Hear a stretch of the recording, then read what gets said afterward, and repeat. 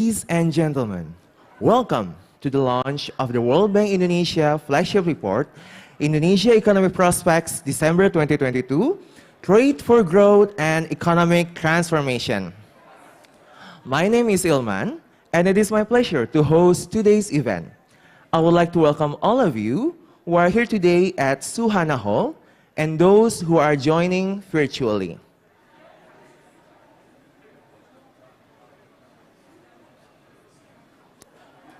Before we begin, I would like to everyone that are currently outside of the room to enter the room, and as we are about to start the event.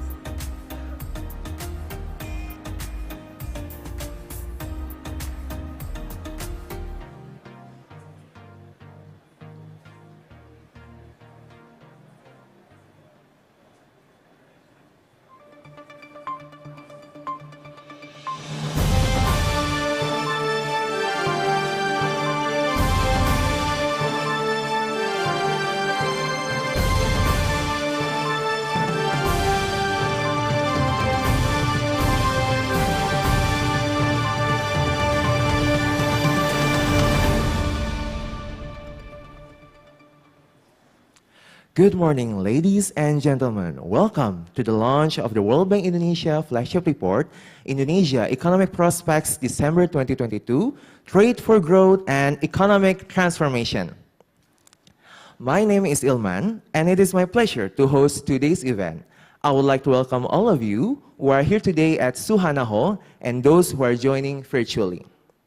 Before we begin, I would like to invite Ibu Satu Kakonen, World Bank Country Director for Indonesia and Timor-Leste, to open the event.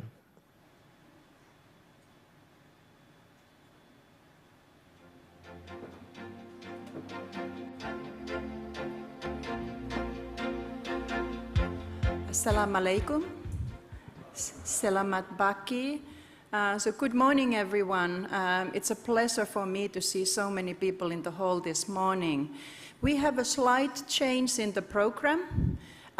We are not going to start with the opening speeches now, but we will go immediately to the keynote speech. We are very honored this morning to have the Honorable Ibu Sri Mulyani Indrawati, the Minister of Finance, with us. Unfortunately, she needs to rush to the Parliament very soon because the financial sector omnibus law will be voted today. Obviously, this is her big priority. This is also the priority for us. And I'm sure that for everybody in the hall, we want it to get voted and we want it to get passed. So therefore, that reason, we are adjusting our program. And I'm going to immediately give the floor to Ibu Ani. Please come up here, deliver the keynote speech. We are indeed very privileged and honored to have you here.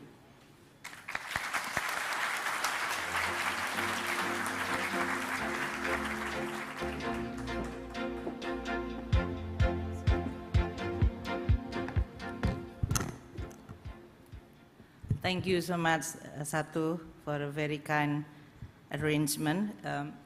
Very good morning to all of you. Bismillahirrahmanirrahim. Assalamualaikum warahmatullahi wabarakatuh.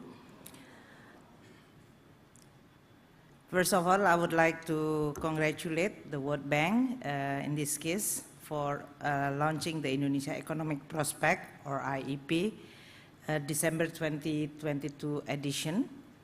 And the theme for this report is Trade for Growth and Economic Transformation. This is closely aligned and also resonates strongly with our own Indonesia development strategy, in which we want to continue using all the policy instruments in order for us to be able to continue transforming our economy. So this is not just about surviving from pandemic, but how Indonesia will continue building and transforming our economy to become a high-income economy in a much more inclusive and also, of course, equitable way. So I really appreciate that the bank putting forward this very important topic that you are going to also discuss today, which also include a very comprehensive analysis and also a policy recommendation. Dear guests, ladies and gentlemen, Ibu Satu mentioned that I have to rush to the Parliament for the plenary session for one of the very important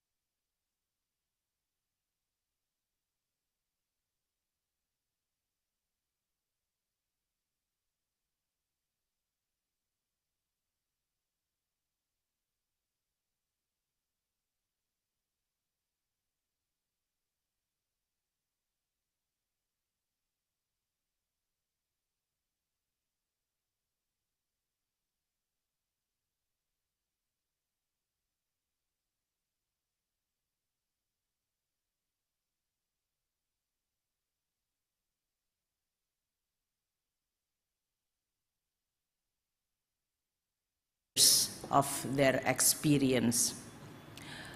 The responses from the policy, especially on the monetary side, with tightening and increasing interest rate in such a very rapid, definitely is going to disrupt the momentum of recovery.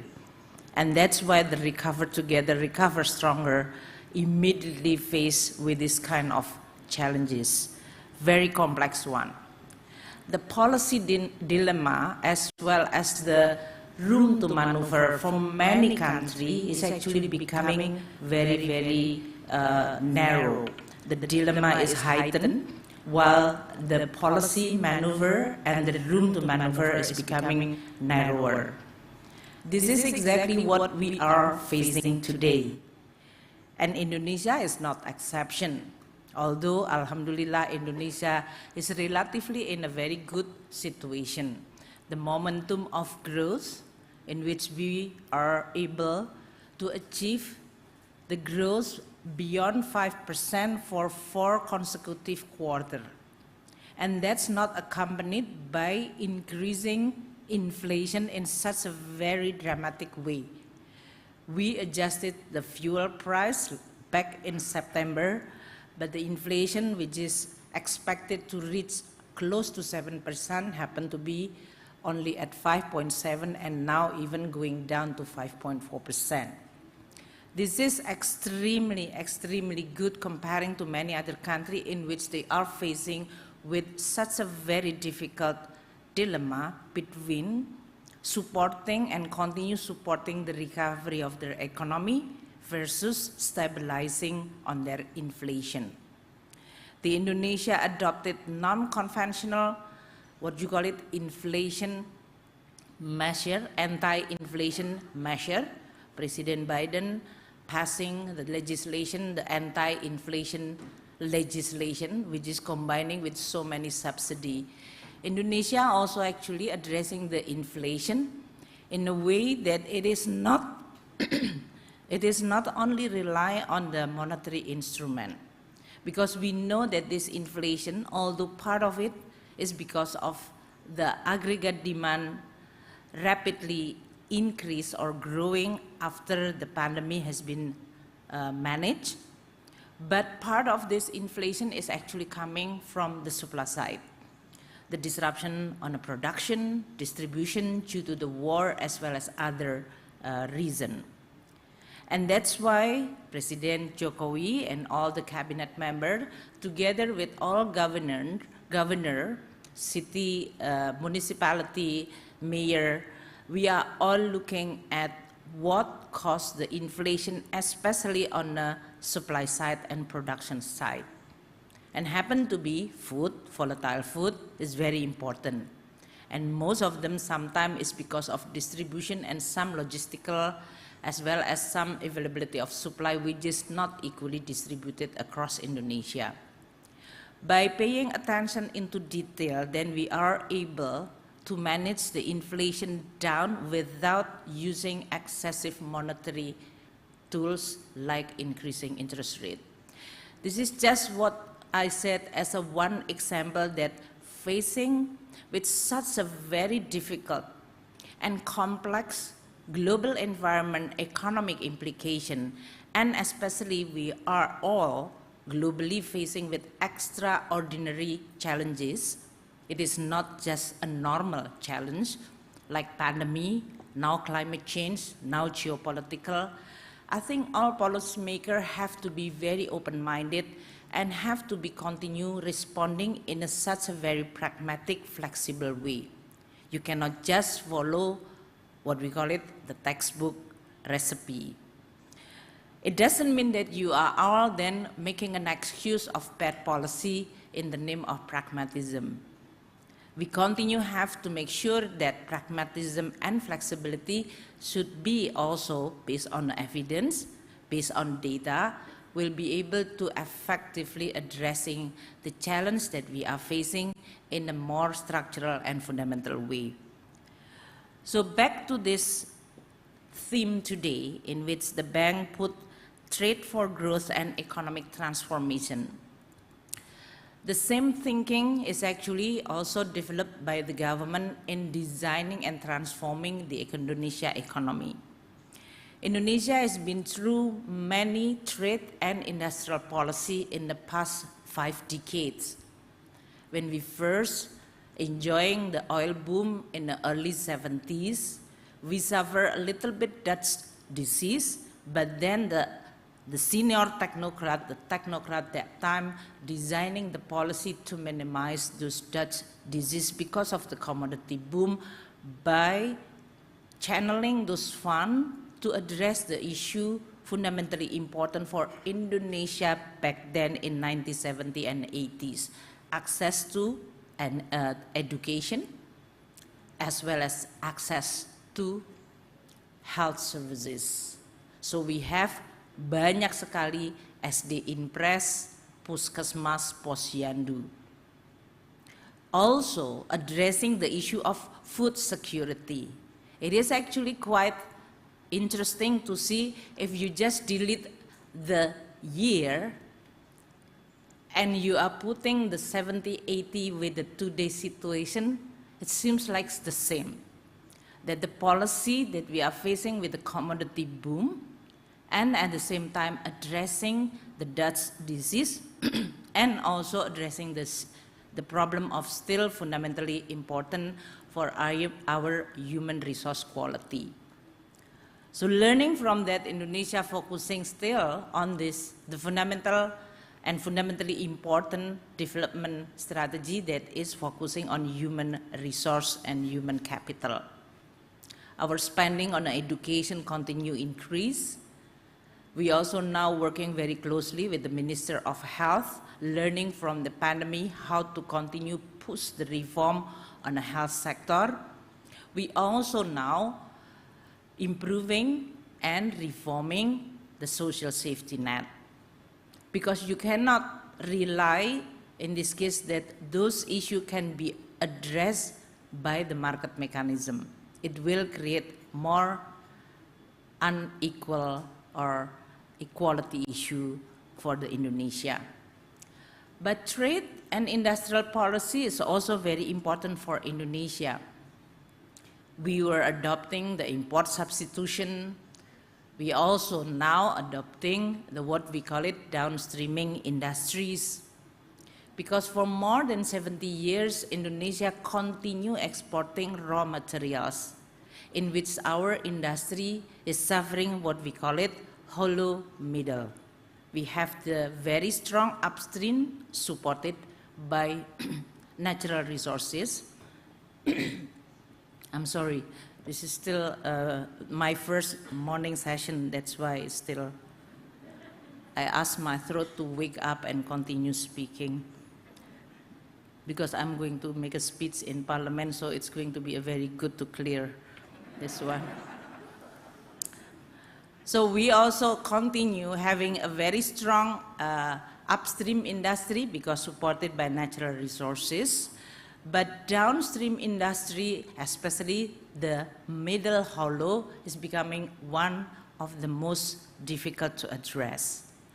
A lot of analysis has been actually put forward. I think the World Bank, when the World Bank launched the issue East Asia Miracle, that was one of the report showing about what countries were successful in transforming their economy by addressing the issue of manufacturing industries. Indonesia, in this case, have to look at what is the area of this manufacturing. In the 80s and 90s, we were rely on labor intensive because we have population which is large and education is relatively low. And that's why the policy is more on a labor intensive because it is the job creation focus. But maybe along that process, we were not able to develop the manufacturing, which is more creating value added and value creation in Indonesia. And to be very honest, until today, this is one of the most difficult that need to be addressed. I give you the example that during this pandemic and until now, Indonesia enjoying 30 consecutive months of trade surplus. This 30 months of trade surplus, you cannot deny it is not only because of the commodity boom. Indonesia enjoying commodity boom many times in our history. But this trade surplus was supported because some of the raw material now has been processed and also created a more sustainable and higher value on our trade. Among other steels, and now we are talking about nickels and others. More than 44 billion trade surplus, it is not only because of the commodity boom in which we exporting in the form of raw material. But creating an industrial environment in which manufacturing sector will grow is not an easy task. This is not about providing a land in which you are going to build industrial complex, in which Indonesia have developed many industrial complex, which also provided by the fiscal incentive, tax and custom tariff, which is differences and easy to export in a much less administrative hurdle way. We know that we need to develop many, what we call it, ecosystem for any manufacturing Indonesia. And why manufacturing is important? Because manufacturing creating a formal job, a higher and better quality and better paid for the labor. If you look at the Indonesia economy, which is still dominantly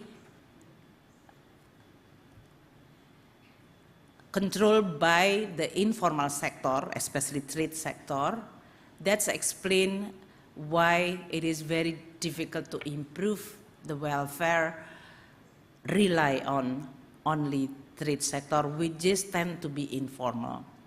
So manufacturing is actually a transformation of the Indonesia economy, not only the value added, healthier and better, in this case for the labor, but also for the capital. The ecosystem to provide a good manufacturing development is first, usually this is a very classical World Bank study. First, you have to have infrastructure. Without infrastructure, manufacturing will not come to the place in which lack of water, lack of electricity, lack of road, lack of port, lack of connectivity. So that's why Indonesia, under President Jokowi, investing continuously regardless on this connectivity and infrastructure. And that's actually providing us with also a good escape during pandemic. You cannot imagine if after we hit by the pandemic, Indonesia don't have the toll road connecting for almost places in Java and then outside Java, because people avoiding public transportation. And that's why the recovery of the Indonesia economy, because many people then after 1 month, 6 months, 1 year, they are all locked down. They cannot bear the suffering of lockdown. I just want to go outside my house. And in order to get that in a safe way, they just go around in toll and just want to have something to see. That was in the early 2021. Even though we are hit many times by Beta, Delta, Omicron, but people providing those resiliency. Of course, because we also very good and successful in providing vaccination. So that is one of why a good infrastructure can provide you with the resiliency of the economy. But that is also the requirement for us to be able to provide a good industrial ecosystem. Electricity, now we are talking about not only just power generator availability of power, because we are relatively now have abundant power, but discussion about a green power energy. So that's a good problem. I think I always in this room launching the World Bank report, and I also said that Indonesia facing a problem. The difference that we are facing with other countries is we are facing a good problem. Other country facing a much worse problem. No money, no idea, no security. So we have to make the best of our situation. It doesn't mean that you are not facing with the problem. So infrastructure is important. Second one, we are also talking about policy reform, bureaucratic reform, and that's exactly what we are doing. Improvement in the quality of human resources so that we are going to have a more productive labor. And of course, certainty of law, simplification of the regulation and policy. That's why we passed the Omnibus Law on job creation. That's why we reform our taxation. That's why we reform our financial sector. So that is the building block of all those legislation, and also the structural reform on the bureaucracy, regulatory framework that we are trying. On top of that, sometimes we have to use fiscal incentive. And this is not something which is uncommon. United States, with the biggest country in the world, they are using the formidable fiscal tools to attract back capital to their country. And that's creating tension to their friends that is European. Energy sector, subsidy, the price of energy, relocating, onshoring, friendshoring, that's become common. So this is really a situation which is interesting, but I'm sure for many technocrats, it's becoming something which is also need to be responded properly. I think I'm going to enjoy this report, and to be honest, I haven't read the report yet. So I know that my team is providing me with the speech, but I don't want to speak on behalf of my team because I choose to then later read the report myself, and then maybe we are going to think. But I have all the good people in here from representing the Ministry of Finance. I have the special staff, Pak Kiki Ferrico, Pak Febrio. They are all a very, very excellent technocrat who actually will discuss and see how this report is going to be combined. What I'm saying, because I see that my staff is already standing there and giving me the signal, go, go, go. So, what I'm saying is that I welcome this report in which using the trade and industrial policy to transform the economy of Indonesia is not new. There is also a pattern which we need to learn, where the tools and policy which is fail, and where the tools and policy which have the probability of succeed that need to be learned. That's one. Second one, all countries now aggressively using their policy tool to attract capital under this geopolitical shifting. So this is really like one moment in time. Give me one moment in time in which Indonesia have really used this opportunity. Is this geopolitical change providing an opportunity in which Indonesia, blessed by natural resource rich, downstreaming industry that need to be pushed, and we are not using this by saying that you really have to be here without doing our homework. Indonesia is doing our homework seriously. The homework in infrastructure, in bureaucracy, in regulation, in policy, in human capital. We are doing it. But this is big country, but we are doing it. So you cannot always continue excuse, but well, we wait until the infrastructure to be continuously built and excellent. We wait until all the education has been reformed and you have a good human capital, then that's creating a chicken and egg. And that's why we sometimes have to nudge. I think there is also a very good textbook about nudging. We nudge this industrial process in Indonesia, sometimes using our fiscal tools and incentive. This is what I'm going to share with you, and I'm sure that you are going to enjoy this report and discussing, debating, but to have also understanding about what is the thinking and the plan of this government to create the right environment to build a strong ecosystem of manufacturing industry in Indonesia is the thinking of the government. I appreciate all the thinking, recommendation, and policy advice coming from many sources, including the World Bank. I think that's going to improve our policy in order for Indonesia to be able to transform ourselves and continue our journey to become a high and advanced economy. Thank you so much and have a very productive meeting.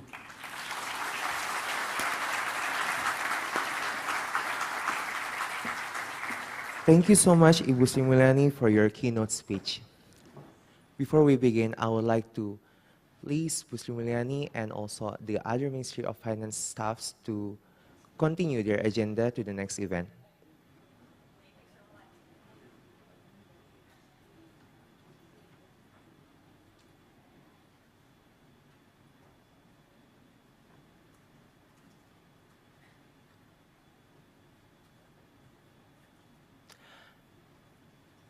We will now continue the event with opening remarks from Ibu Satu Kahkonen, World Bank Country Director for Indonesia and Timor-Leste. We will also then hear a welcome address from Bapak Stephen Scott, Charge from the Australian Embassy in Indonesia. We will then continue with a presentation on Indonesia economy by Bapak Habib Rab, Lead Economist for World Bank Indonesia and Timor-Leste. We will also hear another presentation on trade reforms from Ibu Sheila Lakatosh, Senior Economist, World Bank Indonesia. Afterwards, there will be a panel discussion joined by our esteemed line of panelists, Bapak Kasan Muhri, Head of Trade Policy Agency, Ministry of Trade, Ibu Lilian Ing, Lead Advisor for Southeast Asia Region Area, and Bapak Joni Darmawan, Manufacturing Industry Chairman of APindo. This session will be moderated by Wael Mansur, Senior Economist, World Bank Indonesia. Ladies and gentlemen, the event today will begin with opening remarks from World Bank Country Director for Indonesia and Timor-Leste, Ibu Satu Kahkonen. Ibu Satu, the stage is yours.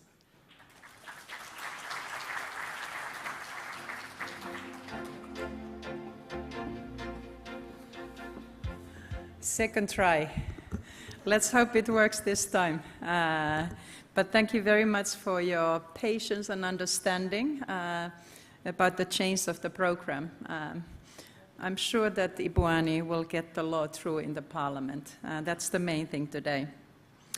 Again, it's my great pleasure to welcome you all to the launch of the December 2022 edition of the Indonesia Economic Prospects. And I would like to start by acknowledging our distinguished speakers beyond Ibu Ani, beyond the Honorable Finance Minister. We have Mr. Stephen Scott, Just Affairs, Australian Embassy in Indonesia. We have Pak Kasan Muhri, Head of Trade Policy Agency, Ministry of Trade. We have Ibu Lilian Ing, Lead Advisor, Economic Research Institute for ASEAN and East Asia. And we have Pak Joni Darmawan, Manufacturing Industry Chairman, Indonesian Employers Association. A very high-powered panel. And at the beginning, I would like to thank Australia's Department for Foreign Affairs and Trade for their continued generous support of World Bank analytical work in Indonesia. That is very much appreciated. Indonesia is recovering from the pandemic at a steady pace. We heard that also from the Minister of Finance. It's reaping dividends of economies reopening, which was made possible by steady management of the pandemic. This has led to improved domestic demand and, in particular, private consumption. Indonesia has also benefited from improved terms of trade and commodity windfalls, as well as accommodative monetary policy that has supported lending to the private sector. However, a series of destabilizing shocks have weakened global conditions, and downside risks have been rapidly piling up. The war in Ukraine has disrupted supply chains as well as global trade and exacerbated the rise in global commodity and food prices. High global inflation and tepid global growth have brought fears of stagflation to the forefront. Central banks are raising interest rates, leading to higher financing conditions and putting financial stress on emerging markets as capital outflows have intensified. Today, I would like to highlight 3 issues to consider for managing under these challenging conditions and building a stronger and more resilient economy. The first issue is that Indonesia is not isolated from global conditions, and thus shifting the attention of macroeconomic policies from growth to resilience would be recommended. From growth to stability would be recommended. To date, Indonesia has maintained a stable macroeconomy. However, macro policy space might shrink going forward, as also the Minister of Finance noted in her speech, especially as tighter financing conditions prevail and sustained inflation is fueled by an appreciating US dollar and global uncertainty surrounding the oil markets. The second issue that I would like to highlight is that proactive fiscal policy will be essential to navigate this global uncertainty. Such fiscal policy in Indonesia could broaden the tax base through continued implementation of tax reforms introduced in the tax harmonization law. That would create room to invest in pro-growth programs and in human capital, as well as allow expansion of well-targeted social assistance and social insurance programs. The third and final issue is the importance of structural reforms to boost Indonesia's growth potential. We heard also the Honorable Minister of Finance mentioning that. Indonesia has been ahead of the curve on this, with major reforms implemented through the Omnibus Law for Job Creation, the Tax Harmonization Law, and the law on intergovernmental fiscal transfers. And as we know, today the Parliament is voting on a very significant legal package for financial sector deepening. These are all significant steps forward. But today we will focus on reforms to trade in goods and services. Between 1980 and 2020, so during those 20 years, world trade grew in real terms by 5%, and it led to a 7-fold expansion in global trade volumes. This unprecedented trade growth was supported by steep decline in trade costs, advances in information technology, trade liberalization, and expansion of global value chains. But during that same period, Indonesia's exports of goods and services expanded only half of much, despite Indonesia's vast trade potential. In fact, Indonesia's trade openness has declined more than half over time. And Indonesia's trade to GDP ratio today is lowest among the regional peers. This doesn't have to be so.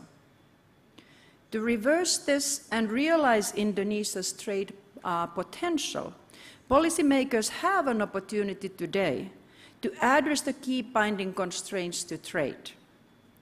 That would also help Indonesia diversify into higher value-added and advanced manufacturing. Let me highlight 3 opportunities that Indonesia has today.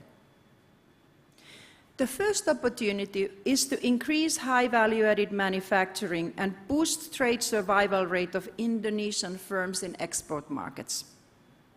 This would require streamlining and eliminating non-tariff measures, such as import approvals, mandatory certification with national standards, and port of entry restrictions. These are all adding significantly to trade costs. The second opportunity is realizing the full potential of recent investment reforms introduced to the Omnibus Law for job creation through trade reforms. Given the strong relationship between foreign direct investment and services trade, removing constraints to services trade would spur foreign investment.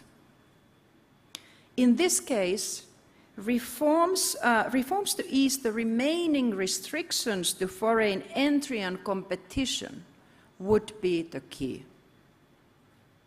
The third opportunity that Indonesia has is to strengthen the complementarity of trade and climate policies. Trade reforms, such as eliminating burdensome and costly non-tariff barriers to green imports, reducing the stringency of local content requirements that are among the highest in Indonesia, and harmonizing national standards with international ones would boost Indonesia's green competitiveness. My colleagues Habib Raab and Silla Lakatos will elaborate on our macroeconomic outlook and our recommendations for Indonesia to leverage trade policies for spurring growth and private sector development.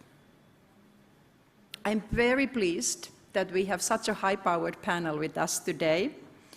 I'm very grateful for your time, Pak Steve, Pak Kasan, Ibu Lily, and Pak Johnny.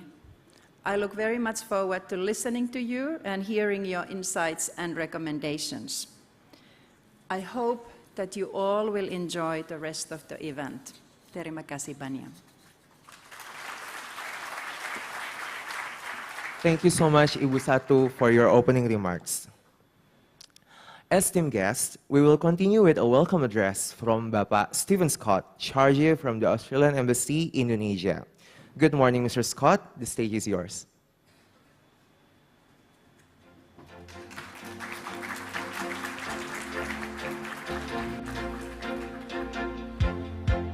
Good morning, everybody, and thanks for the chance to speak to you briefly. And I hope I will be brief because there's some really interesting panelists I know you want to spend time hearing from and asking questions of. Can I just start also by acknowledging the Finance Minister, Ibu Sri Mulyani Indrawati, who gave her time very generously this morning to offer some really interesting insights on the opportunities and challenges here for Indonesia. To World Bank Director, Ibu Satu Kakanen, thank you as well for the partnership. To all the presenters, panellists from Indonesian government, from the private sector today. As always, we're really pleased to be involved in the IEP report and supporting it from the Australian government. We think it does really important work in looking at the challenges and issues and offering ideas and options and policy responses for the Indonesian government, for business, for other people here too. Also want to congratulate Indonesia on its hosting of the G20 year. It was an incredibly tough year. I think there are only a few members in the G20 that probably could have navigated the strategic challenges and really bring everyone together and get also a really important G20 leaders declaration. And if you've read the declaration, you'll know it recognised the importance of trade and investment for driving jobs and economic growth, and that's what you're here today to talk about as well. We're pleased that this report reinforces the focus on trade for growth and economic transformation. It's something the new Australian government is very focused on. Our Prime Minister has now been here twice already, and he's only been in power for half a year. When he came the first time, he brought a very senior business delegation to look at trade and investment opportunities here, and that was followed up with an investors delegation, particularly our large institutional investors. Australia sits on the 4th or 5th largest pool of superannuation funds in the world, so it's a really significant source of capital, and it's a risk-averse source of capital, but we're encouraging them to try and take another look at Indonesia and see what the opportunities are. I think it's also really important, as it was mentioned, we're coming out of the global pandemic. Indonesia's navigated that particularly well, and it's been in a strong position this year, but we know that next year things are looking tougher across the world, and it'll get tougher for Indonesia as well. But there are still opportunities. We know the focus on the global energy transition, decarbonising economies, and the links between these policies, and climate policies and trade and investment, they're really important. We're fortunate that our new government has committed $200 million over the next 5 years for Australia to work on partnerships with Indonesia. We'll certainly be coming to talk to the experts in the Ministry of Finance on this as well, and where they see those opportunities around issues like climate finance, energy transition, renewables, and also supporting the construction of climate resilient infrastructure. We know there's a huge infrastructure agenda here, and it's going to be a big focus of the ASEAN year. We know the key summit in the middle of the year is going to focus on infrastructure needs of the region. Just finally for us, we have a free trade agreement called the Indonesia-Australia Closer Economic Partnership Agreement. And so we're really trying to encourage business on both sides to look at the opportunities that creates. We've committed another $40 million through a program called Catalyst. It's an economic cooperation program to work with industry sectors to help take advantage of some of those market opening opportunities that have happened here, between our two countries. We know our relationship in the commercial space is probably a little underdone, and it's our biggest near neighbour, and it's going to be one of the, potentially one of the top 5 economies in the next 20 to 30 years. So positioning our business community to take advantage of Indonesia's success is really important, and we think there's a lot of things we can offer to Indonesia as well in the trade relationship. So again, congratulations for the launch of the report today. I can also apologise that I have to head off to an important meeting at 10 o'clock, so I hope it all goes well. I have some of my team staying here, and they will be reporting back, and I know they'll be taking notes. So thank you very much, everyone, and I hope it's a really interesting discussion. Thank you so much, Mr. Scott, for joining us and for your welcome address. Before we continue, I would like to remind our online participants that you can explore options of using Bahasa Indonesia or English interpreters, and these options are available on your screen. You may switch the language during any part of the event. For participants in Suhana Hall, interpreter devices are available in the registration table in case you need one. Bagi peserta yang bergabung secara virtual, Anda bisa memilih fitur penerjemah di bagian bawah layar Anda dan memilih bahasa Indonesia. Bagi Anda yang berada di Suhana Hall, tersedia alat penerjemah di meja registrasi apabila Anda memerlukannya. The IP report can be downloaded through our website. Please visit worldbank.org/IEP to download the IP report.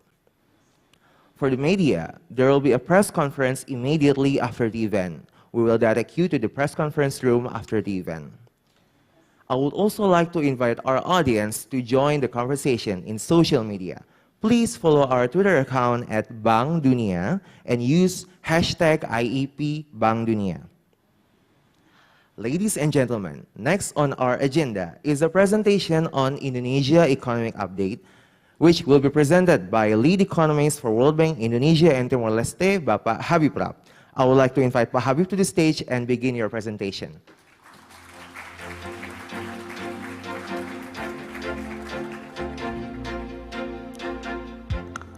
Assalamualaikum warahmatullahi wabarakatuh. Terima kasih Pak Ilman, selamat pagi dan selamat datang. Excellency Minister Ibu Sri Mulyani, Ibu Satu, Bapak Steve, Bapak Kasan, Ibu Lily, Bapak Johnny. It's a really great pleasure to have you all here today. And to all colleagues attending in person and also connected virtually. It's a really great pleasure and honor for me to share with you the World Bank Group's detailed analysis of the 2022 World Cup, including our projections on who is likely to win the World Cup on Sunday. No, I'm sorry to disappoint you. I won't be speaking about the World Cup. But I did want to draw the parallel with this year's World Cup, because as we know, the tournament has been full of upsets, similar to what has been happening in the global economy over the past 12 months. You know, many teams have had to go home early from the tournament, in the same way as many countries have seen their growth rates plummet while inflation rates have rocketed. In more serious terms, of course, this has created a great deal of human suffering. Within this, however, Indonesia has been referred to as a bright spot, and we feel quite rightly so. Indonesia has successfully won a series of very difficult matches over the course of 2022, reaching the final with over 5% economic growth estimated for this year, lower inflation than many of its peers, sound macroeconomic fundamentals, and all the while presiding over a hugely complex global discussion among the world's 20 largest economies. So what we wanted to do today, ladies and gentlemen, is to really share 4 key messages from the report, from the latest edition of the Indonesia Economic Prospects, which was put together by a large team led by 2 of our senior country economists, Wael Mansour and Indira Hapsari. And those areas are firstly our assessment of the economic outlook. Secondly, I will focus specifically on some key challenges, but one in particular, which is that of tackling inflation, which is foremost on policymakers' minds, because how inflation is managed over the next 12 months will have great implications on the growth prospects. Thirdly, I will discuss a little bit what we see as the macro policy implications of dealing with rising prices whilst maintaining economic growth, and finally discuss a little bit the importance of structural reforms in an environment of shrinking macroeconomic policy space.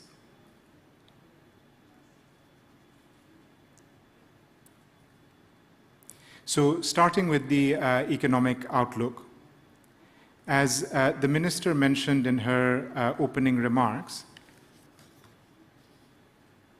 2023 is projected to be a very difficult year for the global economy.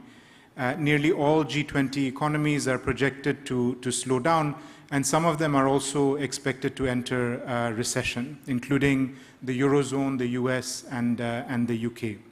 Inflation, on the other hand, will remain above central bank targets, suggesting tighter external financing for many developing economies, including Indonesia. For Indonesia, we've summarized our projections in the table on the left-hand side, and what we project is relatively robust, albeit somewhat slowing economic growth. So growth is projected to slow from an estimated 5.2% this year to 4.8% in 2023, premised on strong, albeit slowing private consumption and relatively high commodity prices for coal, palm oil, and metals. Inflation, on the other hand, is expected to average 4.4%, peak in average terms next year. Commodity prices are projected to ease, even though they will remain above historical periods. And we expect inflation to moderate to around 3.7% over the medium term in 2024 and 2025. Other notable points is that the fiscal deficit we project to remain below 3% of GDP, driven by a combination of rising revenue and expenditure measures, which I will come back to. And the current account is projected to post a very small deficit, which also means that external financing needs will also moderate. That said, though inflation is projected to gradually ease over the medium term, there are upside risks from a variety of different sources, including further commodity price shocks, demand pressures, and a weaker rupiah. And how these are tackled will have significant implications on how households and businesses are affected. For this reason, this current edition of the Indonesia Economic Prospects delves a little bit deeper into the inflation challenge, and in particular at how supply-side shocks, such as the one that we are experiencing at the moment, impact on headline inflation in Indonesia. In particular, how rising producer prices are transmitted to consumers. So the first point I wanted to note, which is summarized in the chart on the left, is that during periods of high commodity prices, producer prices tend to accelerate more rapidly than consumer prices, and vice versa. The second point is that this rise in producer prices is absorbed through declining private sector profit margins, which is summarized in the second chart, including in sectors that have experienced relatively high growth over the last year: transport, hospitality, manufacturing, and trade. Now, this is somewhat unusual because at times when demand is very high, we would expect producer prices to transmit higher costs to consumers more easily. But what our analysis shows that in general, producer price pass-through to consumer prices in Indonesia is not only low, but significantly lagged from the initial price shock. And this is what is illustrated in the first chart. So even though you see the rate of pass-through over time cumulatively increasing, the quantum of that pass-through is actually fairly limited. Now, one of the reasons for this could be because of price controls and other interventions in the economy. This is somewhat illustrated in the second chart, where you can see that those sectors that are subject to price controls and other interventions have lower levels of producer price pass-through to consumers. So that includes, for example, the transportation sector, agriculture, and of course, electricity, where tariffs are below cost. In other sectors where there is less intervention, such as hospitality, the pass-through tends to be higher. And I stress this point because it has policy implications, which we will come back to later in the discussion. Now, of course, as the minister noted, addressing price controls or removing fiscal interventions at a time when inflation rates are very high is extremely difficult because of the impact that their removal might have on poor households in particular, but also businesses. So this is particularly the case with food prices, which has been one of the big drivers of inflation. But we would note 3 points on this. The first, which is summarized in the chart on the left, is that food prices in Indonesia have been structurally higher than countries in the region and many of its peer countries. The reason for this, and this is summarized in the second chart, is largely due to producer support. So this could be support to farm gate prices or trade restrictions, which we'll hear about more from Ibu Sheila Lakatosh in the second part, which keep prices high. And this is a particular problem now, which brings me to my third point, because these policy distortions that drive high prices are aggravated by rising producer costs in the agriculture sector, which are partially passed on to consumers, as we saw in the previous slide. Therefore, addressing these policy distortions associated with food prices are important not only for long-term improvements in resource allocation, but also managing short-term price pressures. And this is particularly an issue because households at the bottom 40% of the income distribution allocate 2/3 of their expenses to food, compared to around 40% in the top 20% of the income distribution.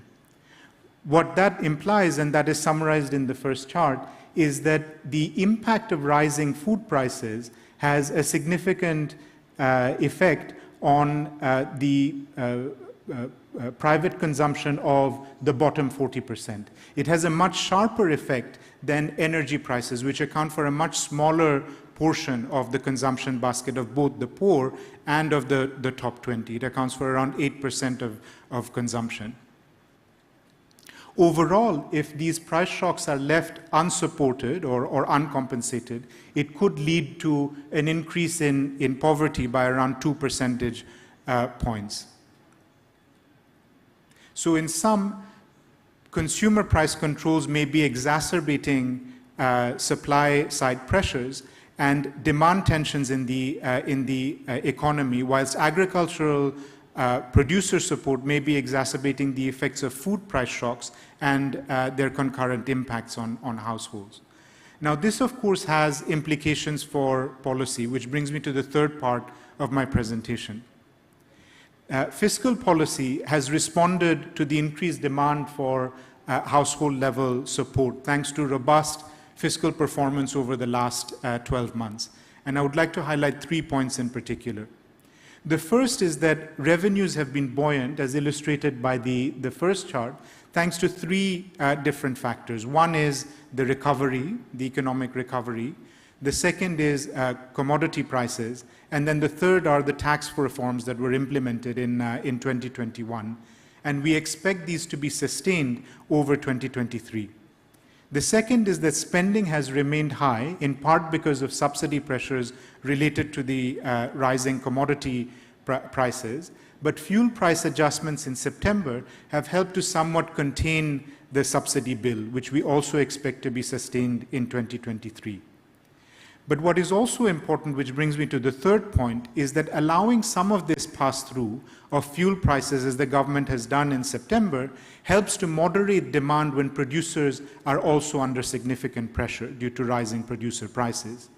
There is also evidence that over the long term, higher fuel prices not only lead to greater investment in energy efficiency, but also greater productivity in manufacturing sectors. But what is also important is that this rise in administered prices in fuel also creates fiscal space to reallocate for households that are affected by rising food and fuel prices. And not only that, this in fact helps to offset the increase in poverty that we see as a result of these price shocks. So our main message is that in sum, shifting the attention from price controls to targeted transfers improves not only the effectiveness but also the efficiency of fiscal policy. Now, addressing these price controls, we would also argue, could help enhance monetary transmission mechanism, monetary policy transmission mechanism. So we know that both internal pressures in terms of rising prices, but also external pressures in terms of exchange rate volatility, but also capital flow volatility, have led Bank Indonesia to understandably and rationally raise the policy rate. At the same time, we would note 3 points. The first is that the transmission of monetary policy to domestic demand may be somewhat muted by price control mechanisms in key sectors. At the same time, rising interest rates may be adding pressure on producers at a time when producer prices are also rising. The second point is that when you look at the real policy rate in Indonesia, which is summarized in the chart on the left-hand side, it is already positive in real terms. So the nominal rate less the expected inflation is already positive in real terms at a time when the inflation deviation from its target is relatively lower compared to many other countries. So from a domestic perspective, monetary policy is already relatively prudent. The third point is that many would then argue that from an external standpoint, the nominal rate is a gap between Indonesia and the US federal rate is actually very low, and in fact is one of the lowest it has been in recent years. And as we know, the U.S. Federal Reserve has raised policy rates again yesterday by a further 50 basis points. But at the same time, external vulnerabilities of Indonesia have also declined over time. This year it has posted a current account surplus. Next year it is expected to post a small current account deficit, but external liabilities have also declined over the pandemic period. So the exposure of the rupiah to volatility in capital flows will also have declined because the basic balance, so the current account balance plus foreign direct investment, has improved over recent years. And for a combination of these reasons, our own sense is that Bank Indonesia may have space to ease the pace of monetary tightening whilst combining these efforts with revisiting the authorities, revisiting price controls and other public interventions. In sum, the policy objective over the coming year is shifting further towards stability relative to economic growth. The optimal response in this situation, of course, is to tighten monetary policy and use fiscal policy space as a shock absorber. The challenge in the current context, however, that we highlight is that a mix of rising interest rates and price controls could pressure producers while supporting consumers, whilst agricultural support programs could be exacerbating food price pressures. And both combined may negatively affect the effectiveness of the macroeconomic policies. Therefore, gradually addressing price controls and other distortions and shifting the balance towards targeted transfers could enhance the impact of macroeconomic policy and in fact build resilience for future shocks. I'd like to end with the final message, which is with shrinking macroeconomic policy space, the relative importance of structural policies becomes even greater. And as we've heard from Ibu Satukakunan, but also the Minister, there has been significant progress on structural reforms over the last 2 years, and we see those already generating some early results. Now, the investment liberalization policies that were adopted in 2021 seem to be associated with rising foreign direct investment. In fact, FDI in the last 5 quarters has risen much more sharply compared to the pre-policy period. And that's what we illustrate in the first chart. And domestic investment has also accelerated quite significantly over this period. So there may be some synergies between the two. If we dig a little bit further, FDI in fully liberalized non-commodity sectors, so this is what we try to illustrate in this second chart, has actually seen a boost in investment over the last 2 years, whereas investment in non-fully liberalized, non-commodity sectors have seen a contraction. Now, of course, these are very preliminary results, but they are positive. It's difficult, of course, to also disassociate the impact of the policy reforms from the general recovery. But we think, having spoken to investors, that we are hopeful that these are starting to have an impact. And what this edition of the Indonesia Economic Prospects does is really to extend this discussion on investment liberalization to discussing how liberalization of trade is really a natural complement to that story. And that's what you will hear in the next part of the presentation from my colleague Ibu Sheila Lakatosh. So with this, let me conclude and thank you very much for listening. Terima kasih banyak.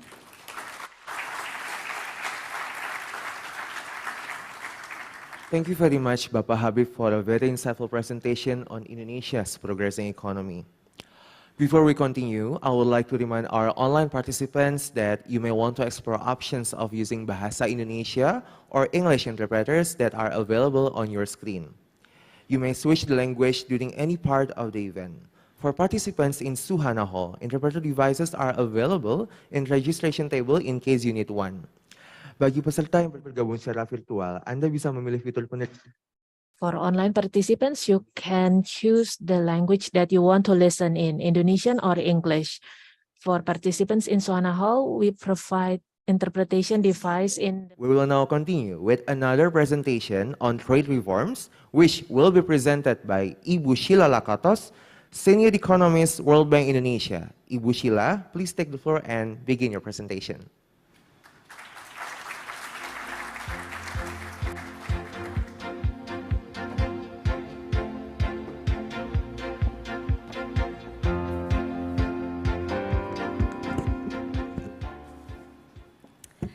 Terima kasih Pak Ilman, and selamat pagi dan selamat datang Her Excellency Ibu Sri Mulyani Indrawati, Ibu Satu Kakonan, Bapak Stephen Scott, Bapak Kasan Muri, Ibu Liliang In, Bapak Johnny Darmawan, and to all of you here today as well as to those connected virtually.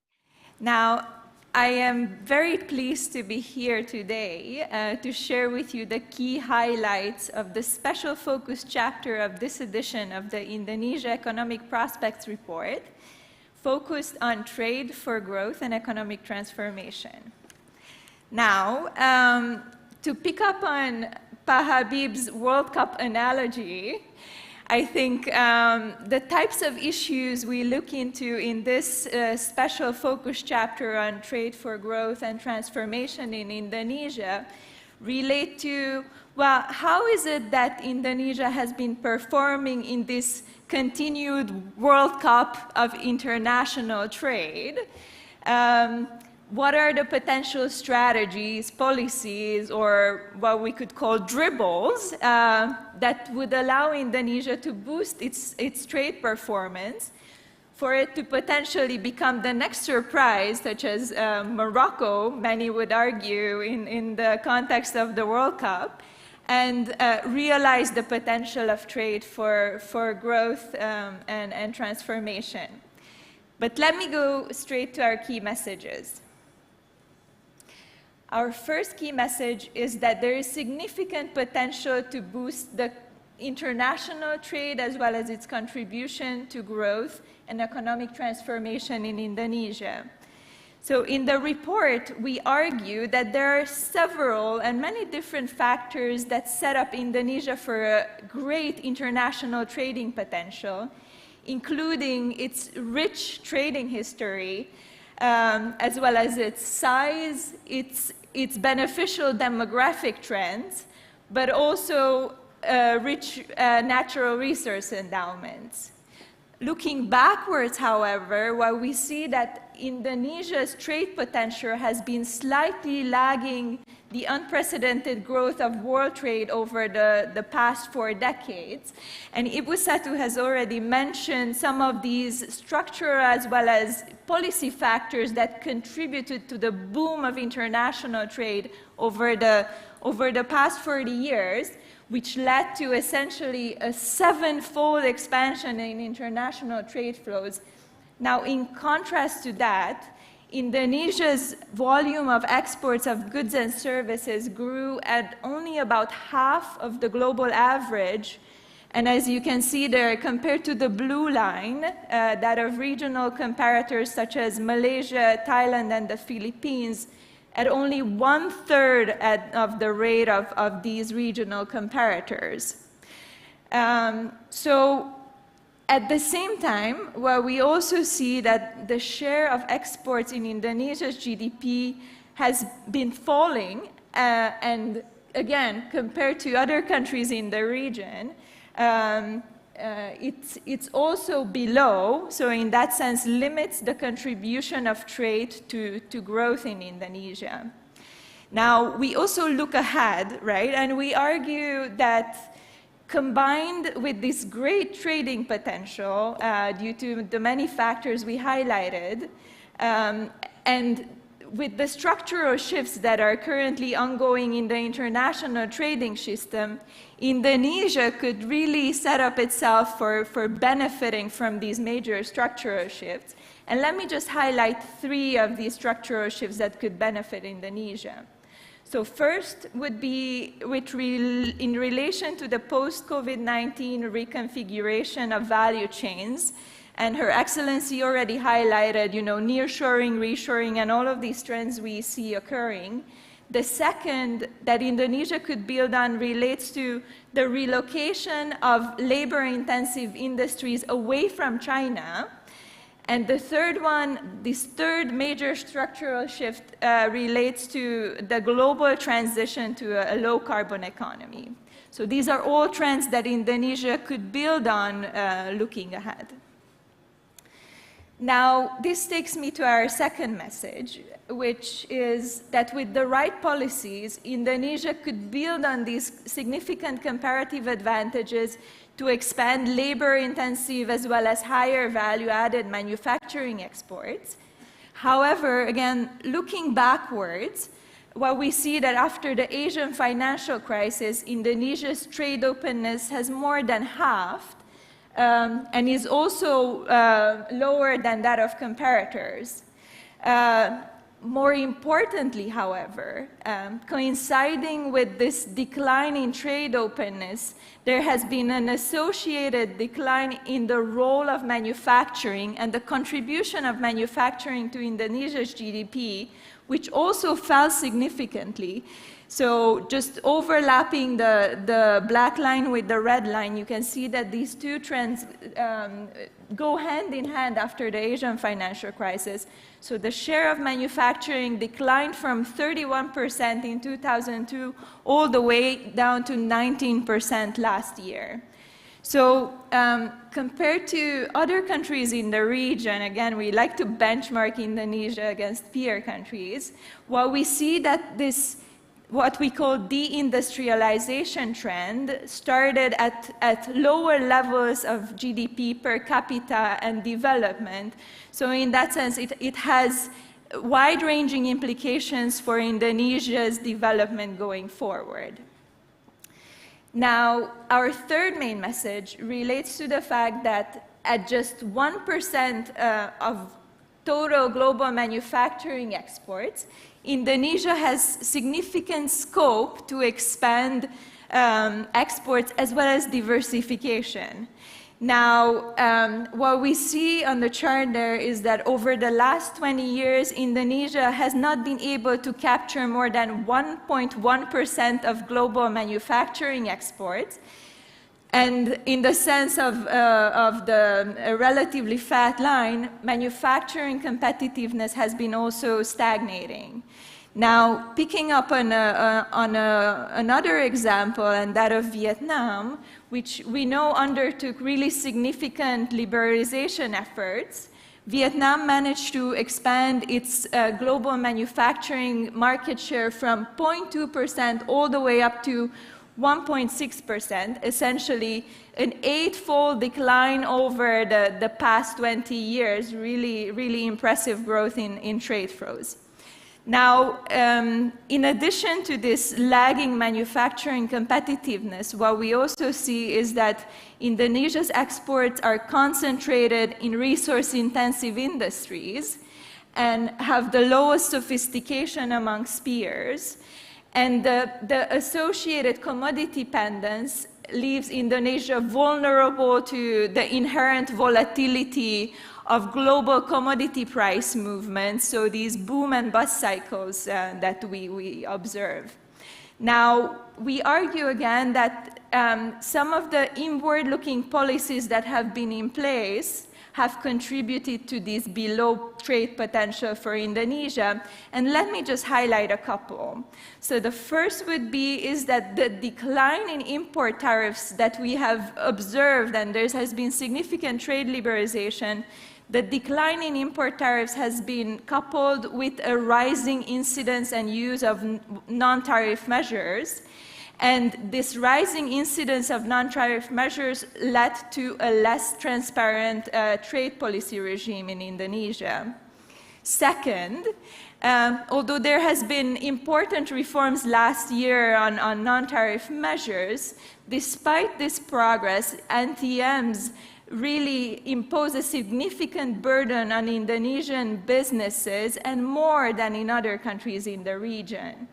Third, in addition to barriers on goods trade, what we see is that there are still significant restrictions on services trade that are in place currently, despite, again, recent reforms that limit the potential expansion of services in Indonesia. And last, when it comes to the enabling environment of trade facilitation and logistics, what we see is that additional reforms could contribute to reducing trade costs, the time associated with trading, and also the efficiency of cross-border transactions. Now, this takes me to our policy recommendations, and more specifically, how is it that Indonesia could build the enabling trade policy framework that could unleash this significant trade potential we highlighted? Now, as illustrated here in the chart, we put forward what we call a three-pillar reform strategy, focused first on reducing the cost of imported inputs. Second, enhancing firms' access to new as well as existing markets. And third, addressing remaining domestic bottlenecks to trade and firm growth.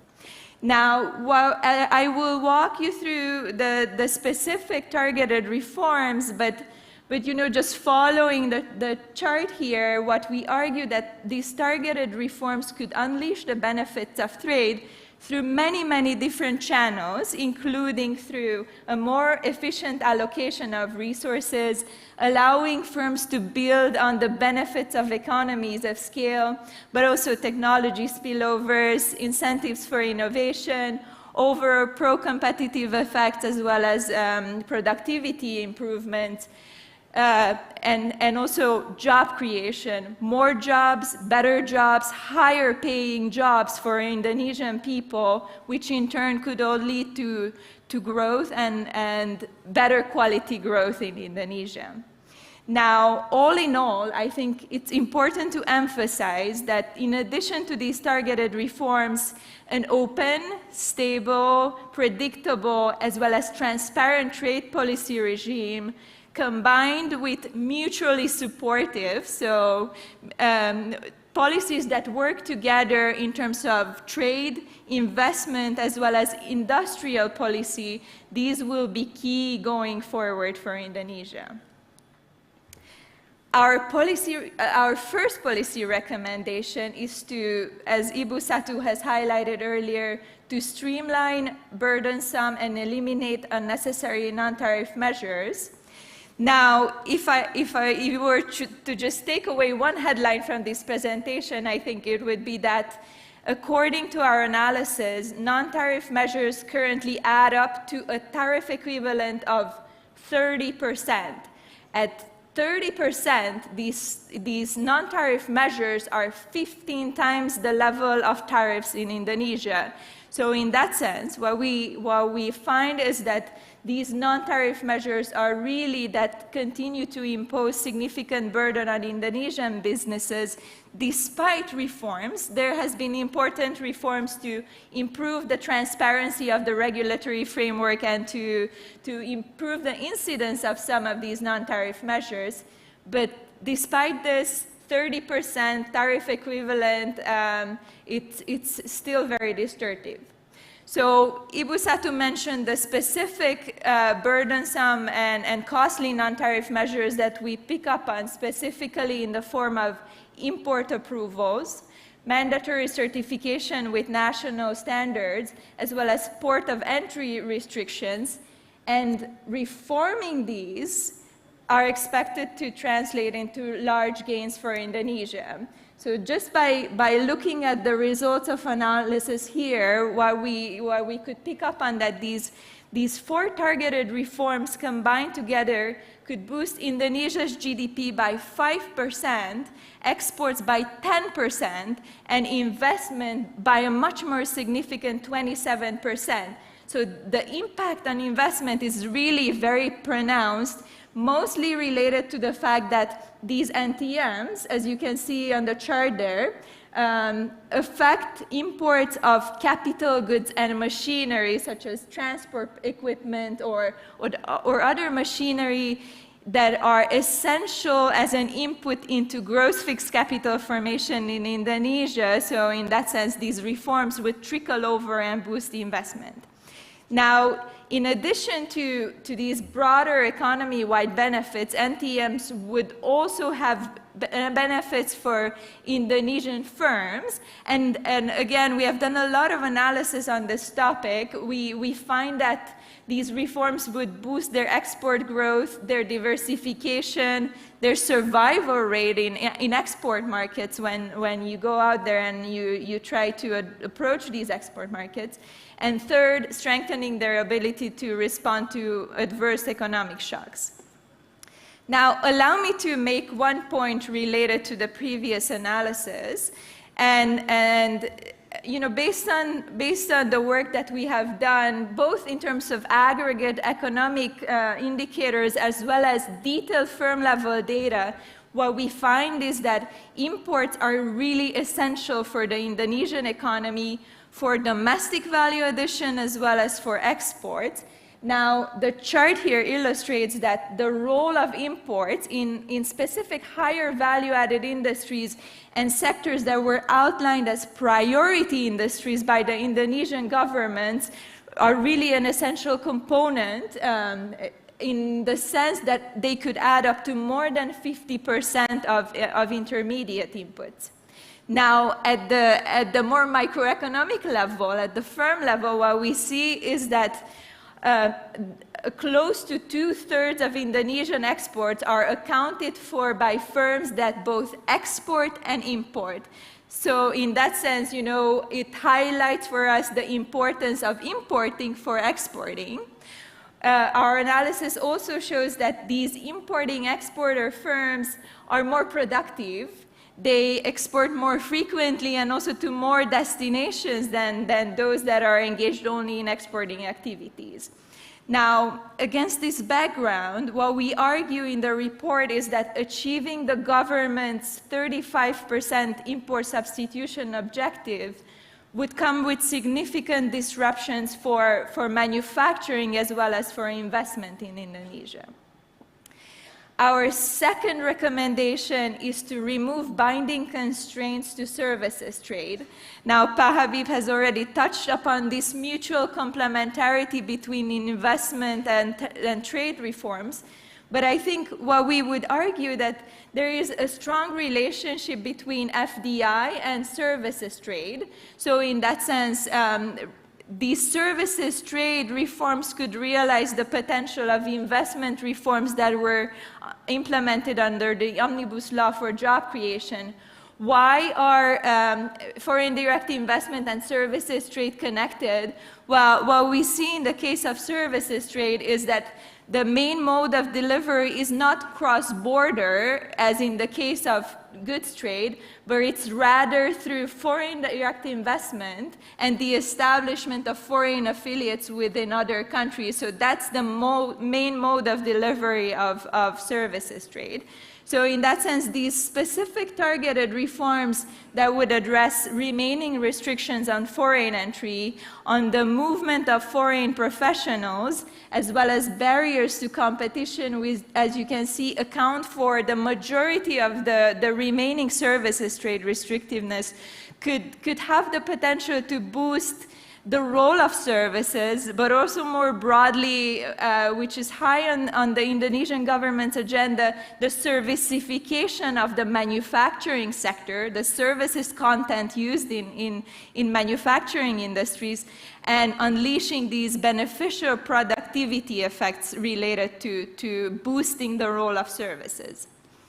Now, our third recommendation is to deepen existing trade agreements and pursue additional comprehensive ones, very much in line with the government's current strategy. Now, these deep trade agreements, you may have heard about them already, but these are the trade agreements that go beyond traditional market access issues, so at the border issues, and cover broader trade-related regulatory aspects, such as those related to competition policy, intellectual property rights, environmental protection, labor rights, and I could go on and on. But what we see is that these deep provisions are really could provide Indonesia with better trade outcomes and also limit the extent to which trade is diverted with members that are not participant in these specific trade agreements.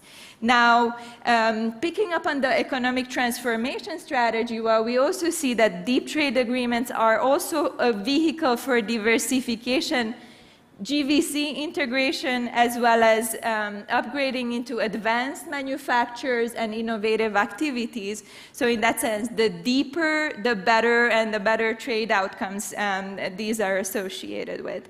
Now, in addition, I think the last point here would be that deep trade agreements would be a signal of commitments of Indonesia to continued domestic reforms, as well as, on the other side of the coin, act as an insurance policy for Indonesia against potential future upticks in these trading partners' protectionist policies. So they do act as insurance policies.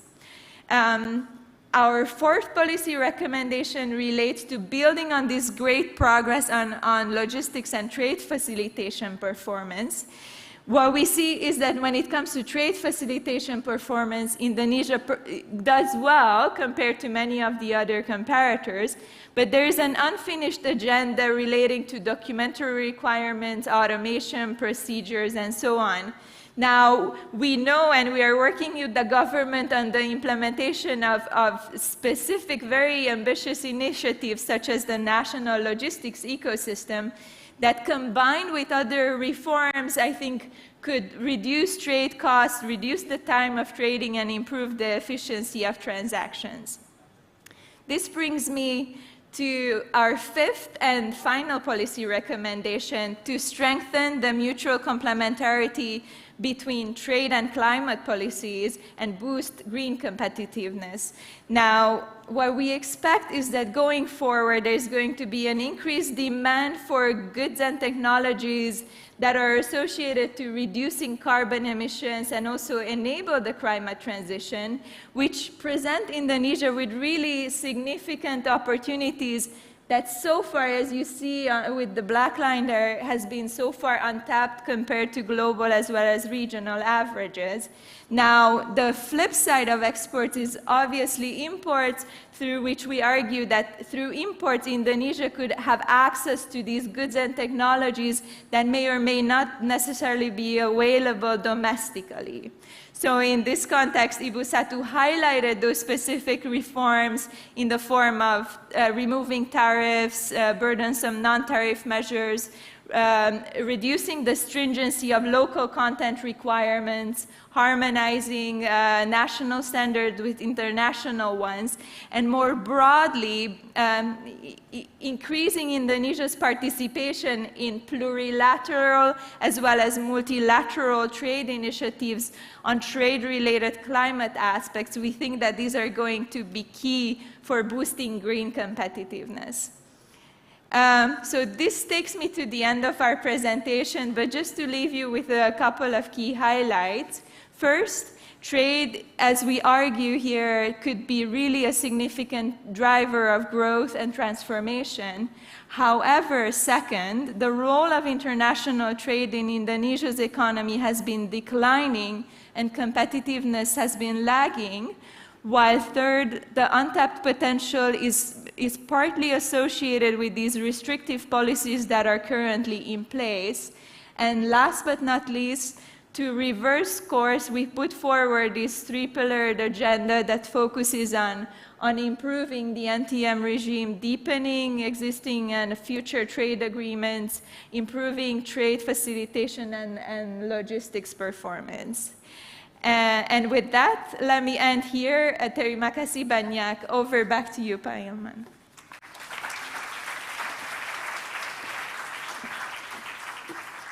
Thank you very much, Ibu Sheila, for your presentation on trade reforms.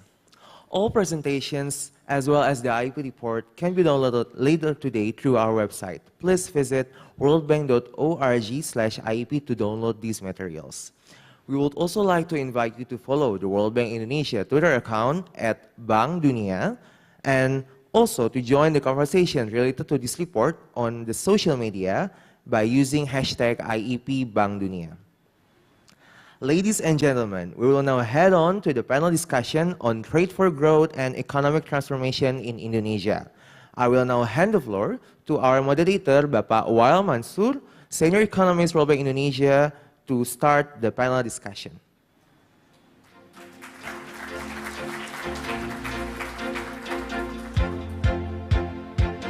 Thank you, everyone.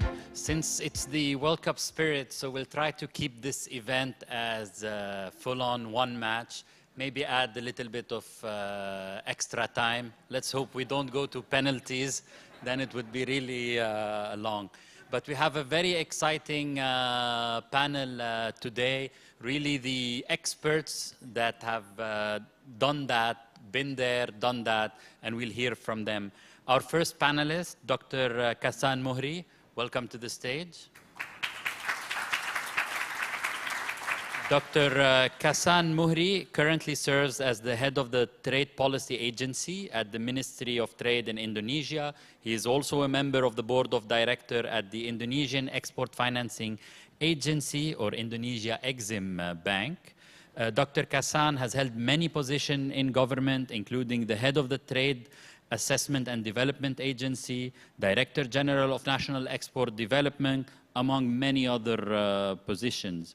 He has been the chair of the National Interest Consideration Team, whose task is to provide recommendations to the Minister of Trade regarding anti-dumping policies and safeguards for Indonesian trade.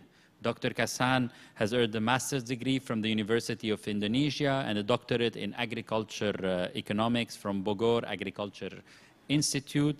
He has also published in several journal articles and is currently the editor for the Trade Research and Development Scientific Bulletin. Welcome, Dr. Kassan. Our second panelist is Dr. Liliang Ng. Welcome, Dr. Ng. Dr. Liliang Ng is the lead advisor for Southeast Asia region at the Economic Research Institute for ASEAN and East Asia.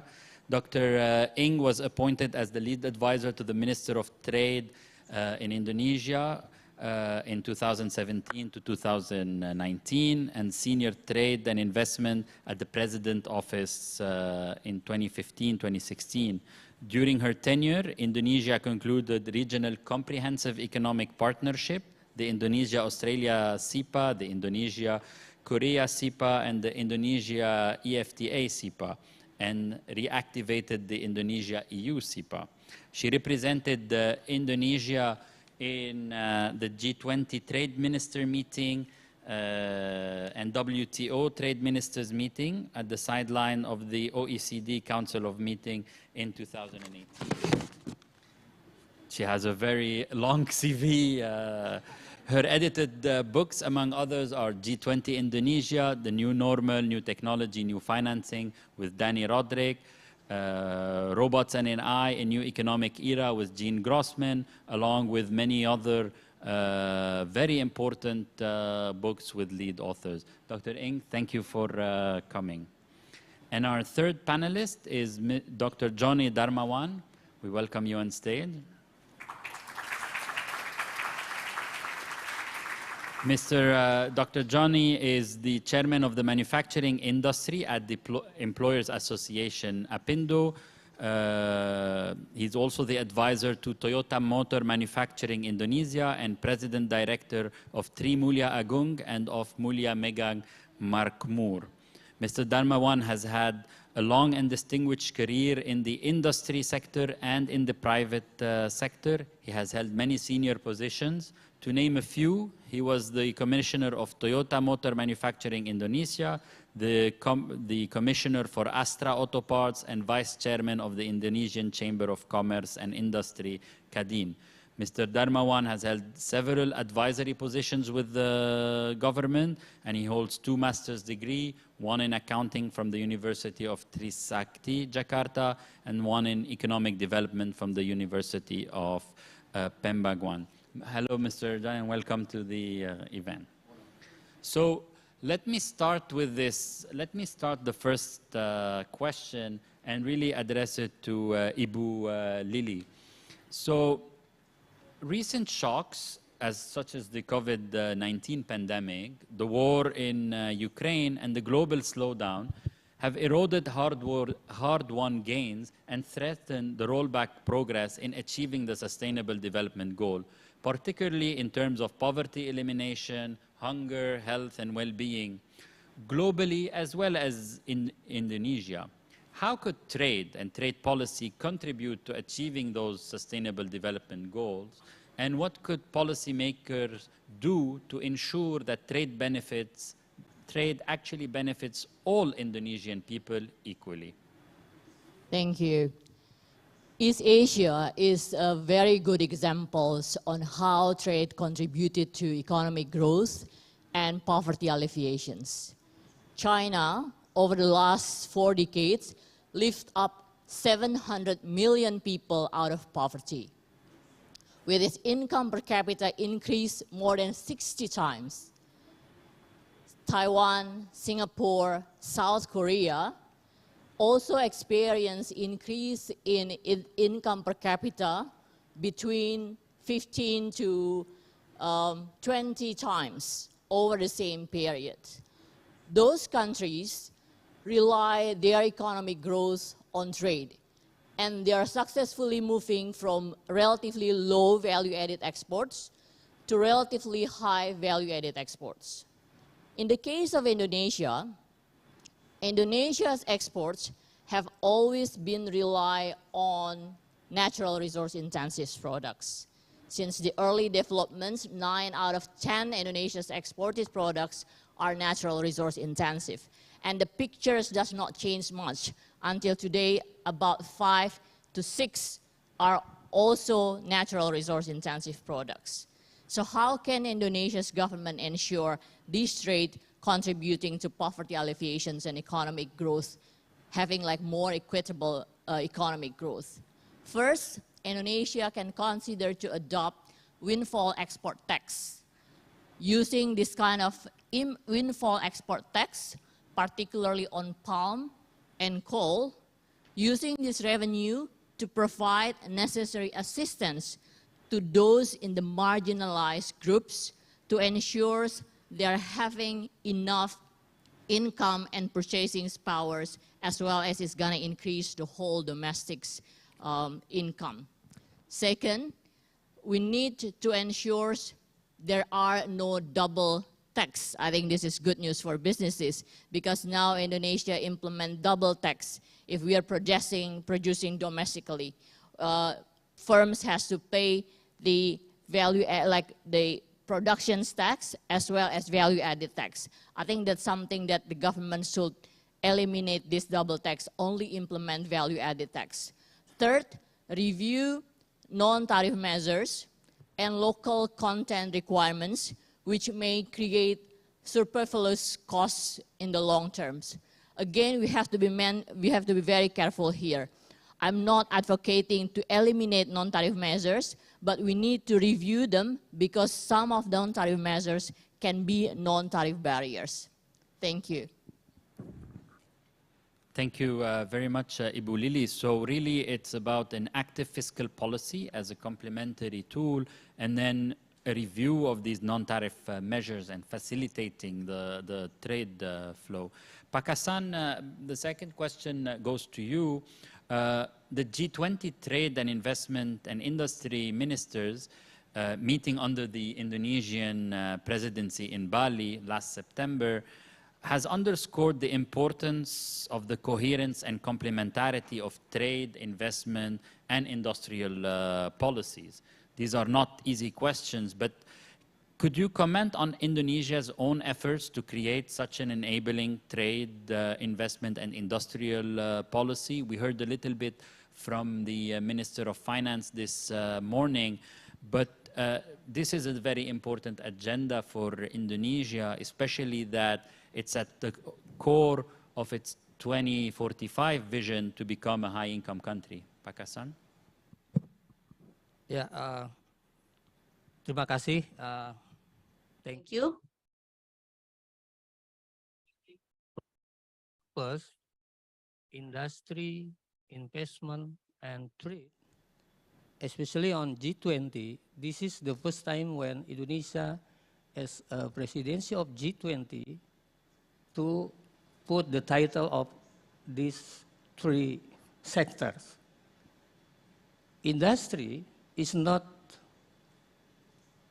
a title on this working group for G20 before in Indonesia to become the presidency, because only working group on trade and investment. But once Indonesia to become the presidency of G20, then Indonesia proposed to trade, investment, and industry. So we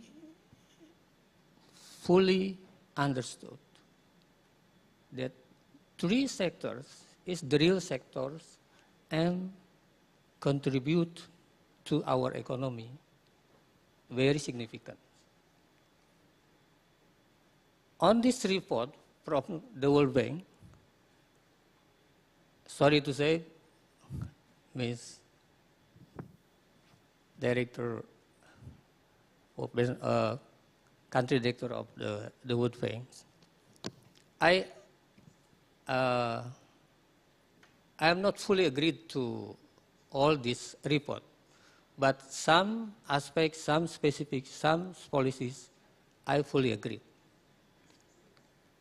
And as Minister of Finance explained about Indonesia, especially on trade sectors, we agreed that commodities still dominate to our export. But step by step, including the product of like nickel products, steel, iron and steel, and our colleagues Pak Joni Darmawan from automotive sectors, I think is one of the contributor to our exports. If we delete for coal and then crude palm oil, and then the rest is, the first is iron and steel, automotive, electronics, and textile products. So I also agreed about the contribution of these manufacturing sectors. We need increase more. When the contribution of these manufacturing sectors increase very significant based on the downstream industry, is not only based on resources or natural resources. Because this value added is more significant, price is more stable, and then for employment, I think it will be more significant to our country. Learn from East Asian countries. When there is the miracle economy in East Asian countries, maybe starting from Japan, and then Korea, and then Taiwan. The last is China, I think. So trade sector is fun and also the big contributor for this economy of East Asian countries. Our neighbor countries in ASEAN, like Vietnam, as Pak Habib and also Ibu Sila mentioned on this report, this is a very good lesson for us, because we can see that the contribution of trade, it is in trade openness, Indonesia is still low, less than 50%. Once time, after 1998 crisis, trade openness is both more than 60%.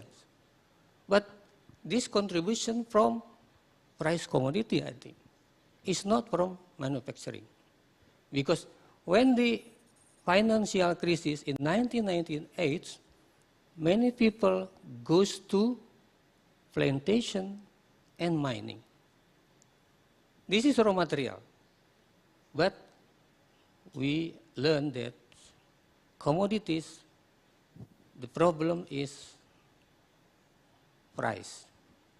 Price is very vulnerable, price is very volatile, and then we don't have the sustainable of our trade to contribute to our economy. So in my understanding, if we can increase our trade to economy more than 60%, it means we need to increase more than 30% contribution of our international trades. It means 50% from export, 50% from import. But Ibu Sila mentioned about this related between export and import. Our import, almost 2/3 of our export is coming from import. This is the facts. Our import coming from raw material or intermediate goods and capital goods. This is almost 90% from our export and from our import, because less than 10% is only the consumer goods.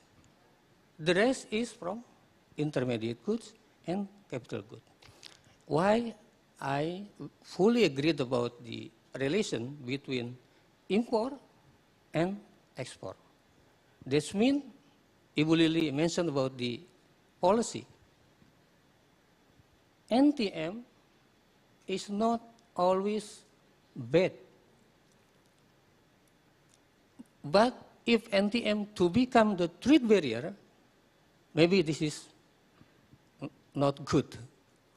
But as long as this NTM still not to become the trade barrier, I think this is okay for our import, because import is part of our export. We cannot increase our export and we protect our import. This is the wrong policy. So the last point, I think what this recommendation about trade policy regime, I can share that for regulation in our ministry, we have a rule that each regulation from the ministry should be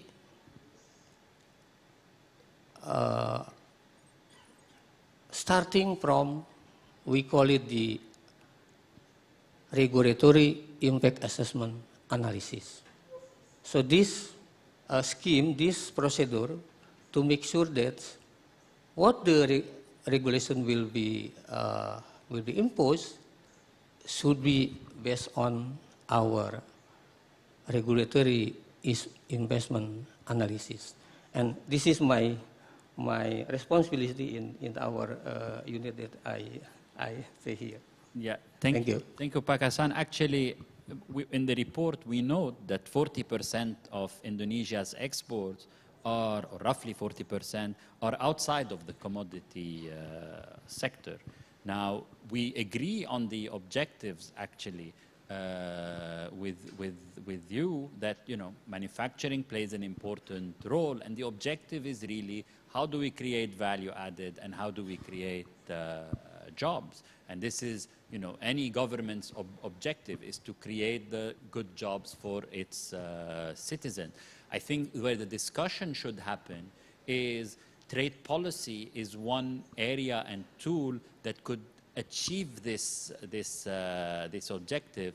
And then in any policy, there are market failures, and usually market inefficiencies will lead to higher, you know, misallocations of resources or even higher input costs. And I think these are the discussions that are in this report and actually, you know, go hand in hand in what you're saying. But I want to go back to Dr. Ibu Lili, is that, you know, based on those, we show in the report that the decline in the Indonesia's trade to GDP ratio was closely followed by a fall, actually, in share of manufacturing to GDP.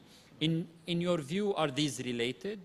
And how can Indonesia reverse these trends? Indonesia recorded, the good news is Indonesia recorded trade surpluses in the last 2 years, and this year recorded trade surplus of $16 billion in 2020, $32 billion in 2021, and this year will be around $46 billion. But there are 4 things that we need to take notes on. First, the increase in Indonesia's exports and trade surplus was mainly largely driven by increase or soaring in commodity prices, coal and palm oil, not its value added, even though the last 3 months claim as value added, but that's still natural resource driven value added. The second one is that the international reserves of Indonesia, it is true that it is increasing, but if we see in terms of number of months of imports coverage, it's actually decreasing, okay? So it decreased from 10 months in 2020, 8 months in 2021, and now it's gonna be only 6 months of import coverage. 6 months is okay, but less than 6 months is quite concerning. But this kind of decreasing trends of international reserves in terms of number of imports, it's really an alarming, okay? And then the third one, this is strongly related to manufacturing. If we see the manufacturing sector, see the imports of raw materials and capital goods and machineries actually shows a decreasing trend. So if we compare the imports of raw materials and capital goods show a decline of 20% compared to the pre-pandemic level. And that will gonna negatively affect the manufacturing sectors in the next 2, 3 at least years. It can be a longer period if there are no such interventions from the governments to increase or to intervene to reactivate the manufacturing sectors. That's really an alarming. And the last, like I mentioned before, I really want to highlight the importance, I totally agree, the importance of the increasing adoptions of local content requirements. It doesn't mean that I don't like domestic products, but there are so many ways to increase value added of Indonesia's other than just implementing local content requirements or non-trade barriers. So if we want to create that kind of value added in the long term, we should highlight the key factors that is improving human capital. Thank you. Thank you, Ibu Lili. I'm going to move to Pa Darmawan. Pa Darmawan, you have actually been an industrialist, a manufacturer, and someone who has exported. So your value, you give us a lot of practical insight. But before I go to the Indonesia-specific question, I want to talk a little bit about, so my colleague Sheila has talked about, you know, this new global trend where there is a relocation of labor-intensive production away from China, combined with a reconfiguration of the global value chain. And we've seen that accelerated after the, as a result of the pandemic. Does this present an opportunity for Indonesia to attract some of this share of the global value chain? How can the country seize those opportunities, including in the manufacturing sector? And from your practitioner view, how do you see the potential barriers for that? Thank you, Mr. Mansur. Of course, that before I start this, can or not. Basically, investors are always looking for some factors. I just mentioned in 4 factors. One factor is, of course, that there is a market or not. But the very important thing is number 2 is competitiveness. Can we, for example, relocate this factory to Indonesia, for example, or country A or B? They can compete or not. I mean, the price can be compete. If go to certain country which cannot compete, they cannot make this export, whatever. Number 3 is, of course, it's about the political stability, social stability. And number 4 is basically about the legal certainty.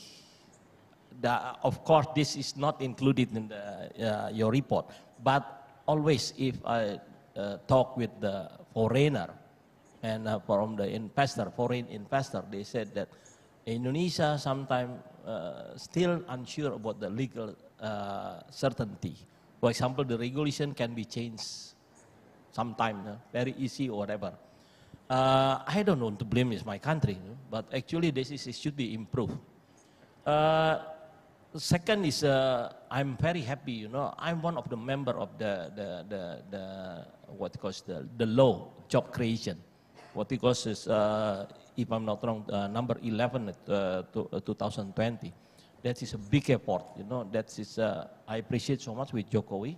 He's brave enough to gain so many things, fighting for this kind of fail of this one, especially for the labor, because one is the complaint from the investor is about the Indonesia salary is very small, but the wages, I mean the compensation is very high.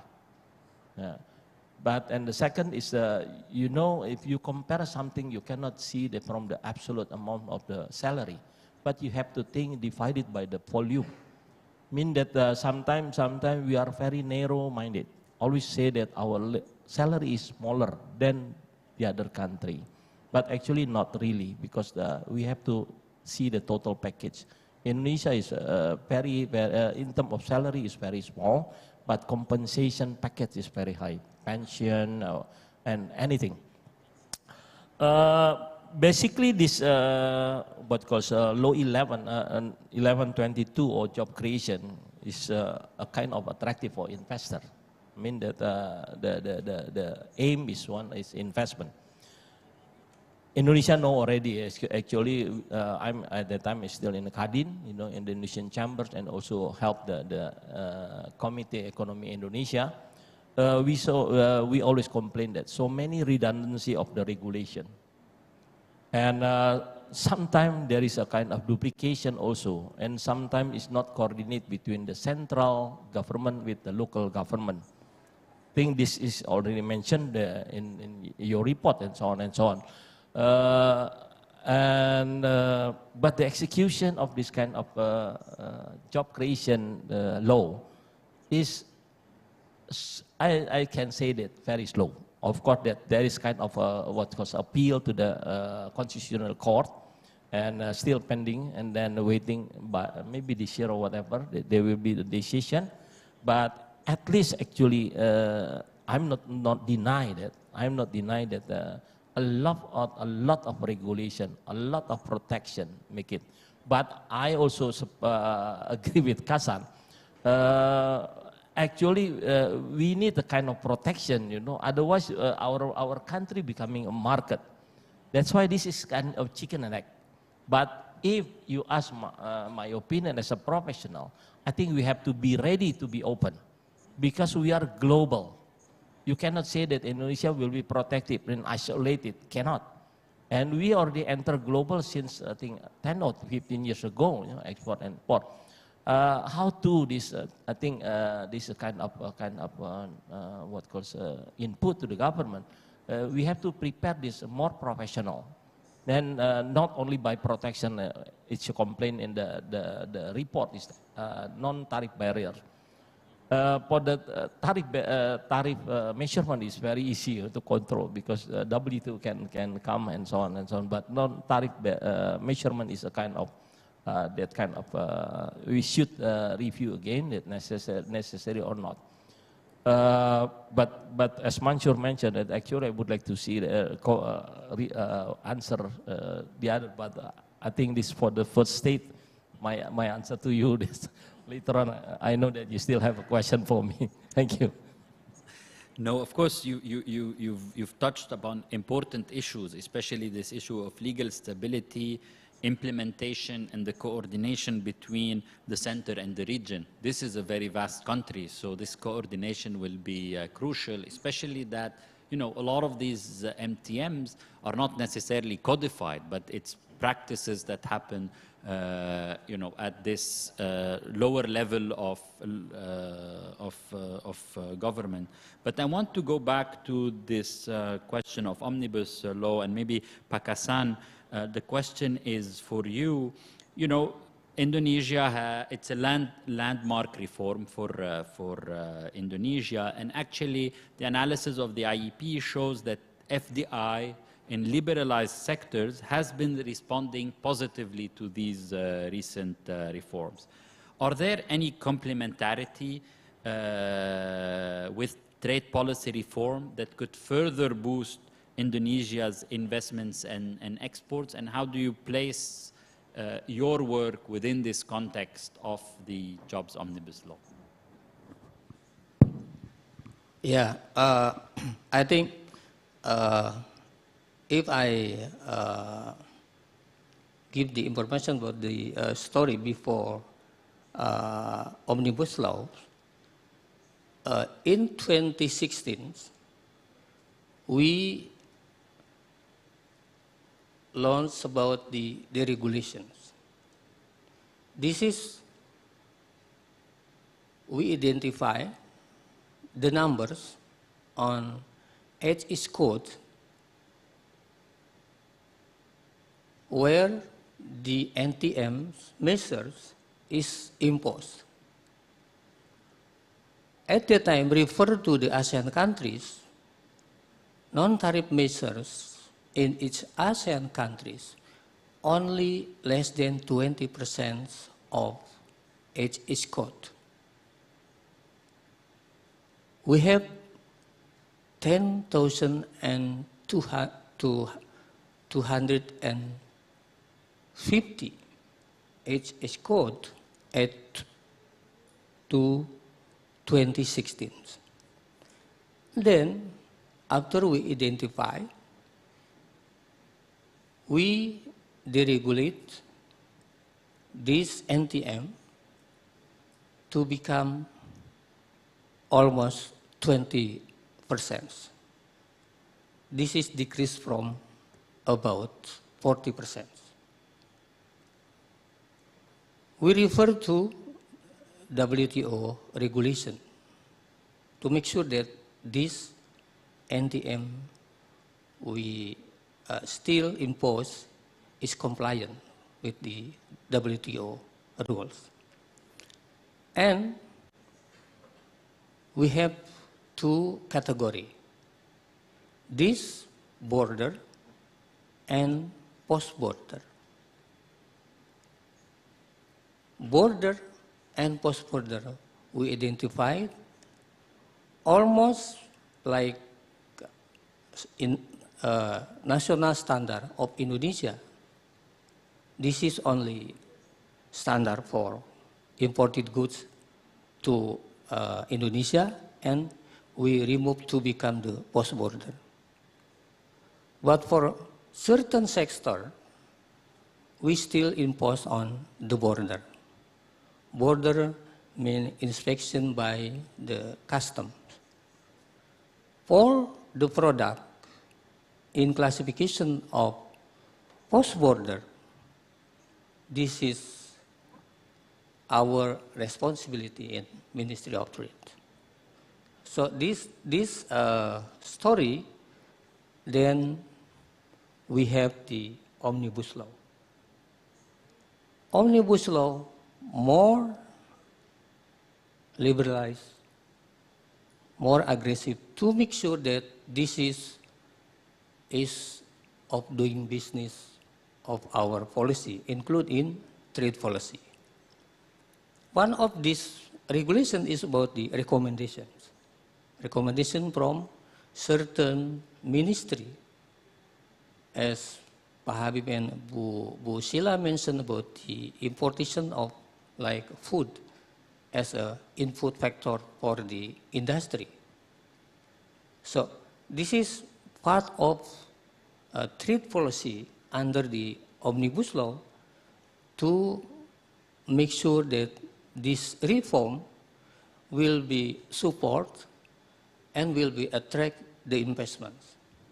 Because without investment and industry, I think there is no trade. Because trade will be expand or increase if there is a investment in industry. So this is for example, our trade policy to support, and then the other is trade facilitations. This is our step after we conclude the trade facilitation agreement in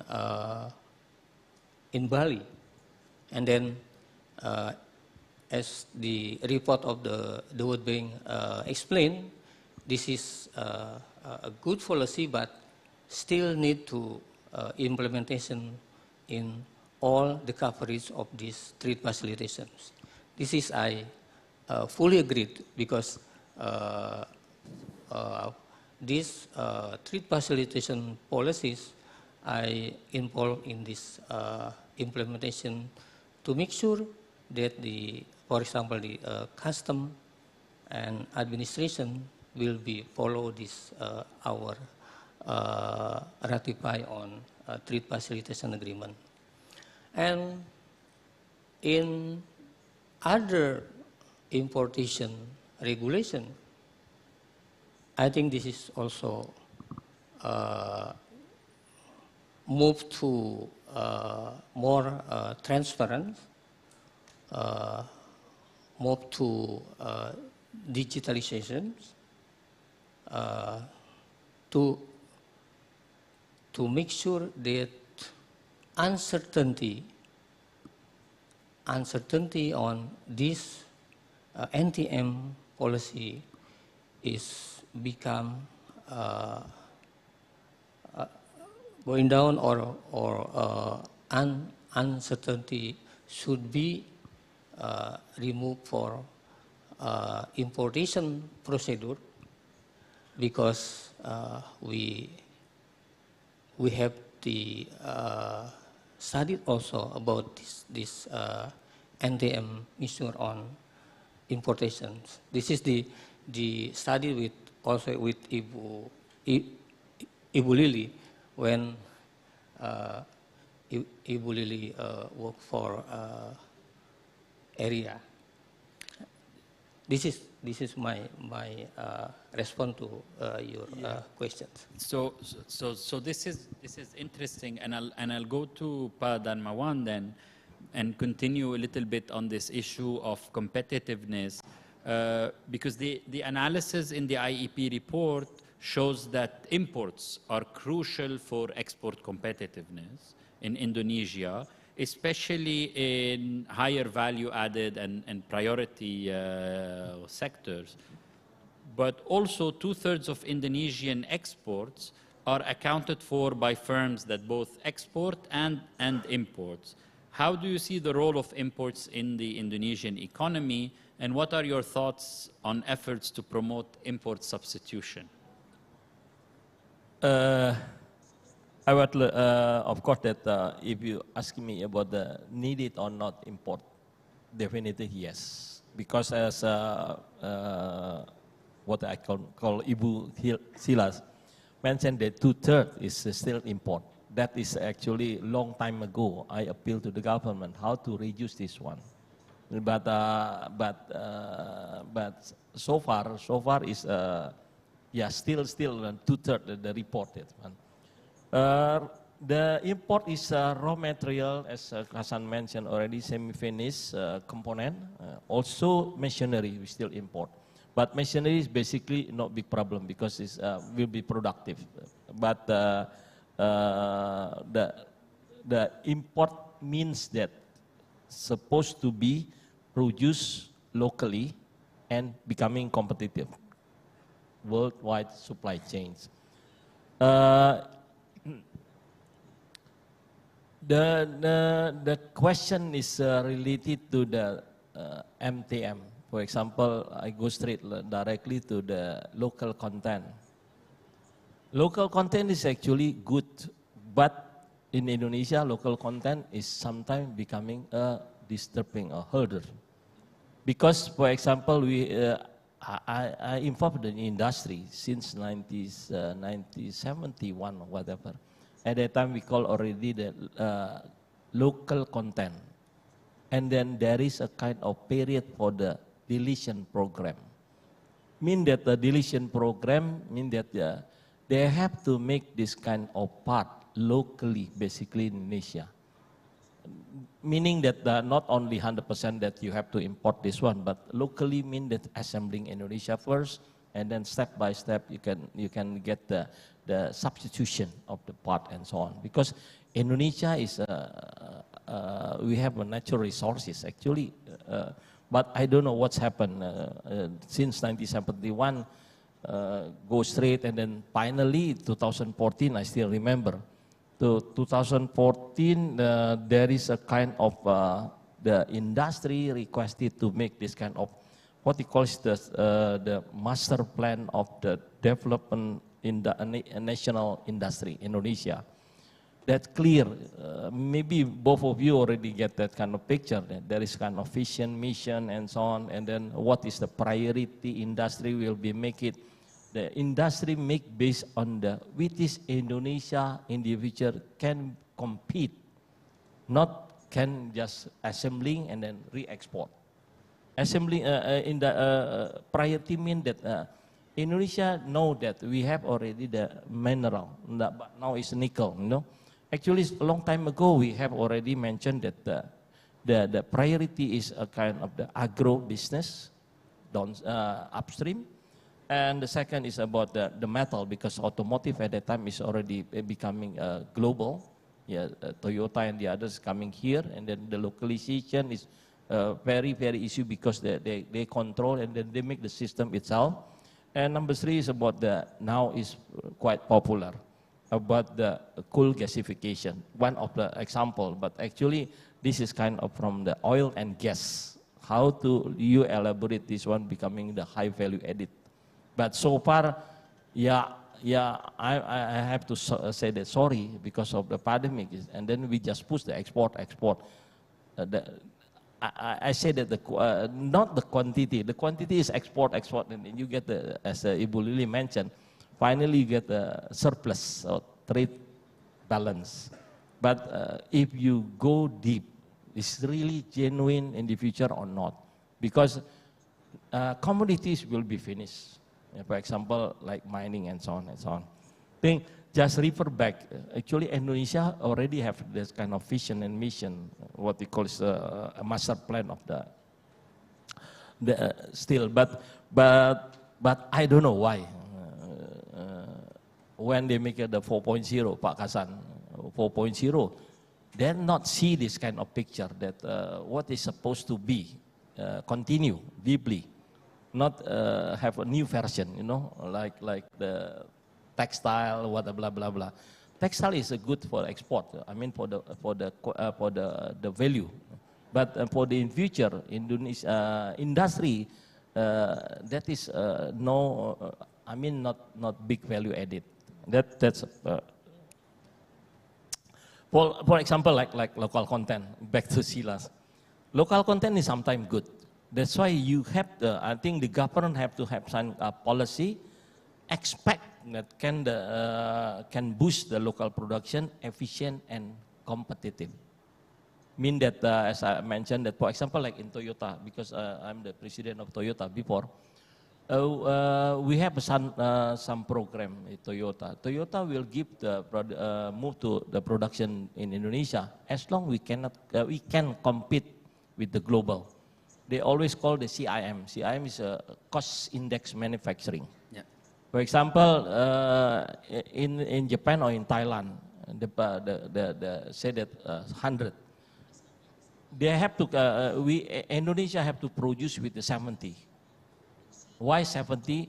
They have the calculation, for example, import duty, shipping, insurance, and so on and so on. Basically, counted as a rule of the thumb is 30%. Mean that we have to calculate it back. Can we produce this one? Is 70%. Of course, that to make this happen, I think we have to ask the government.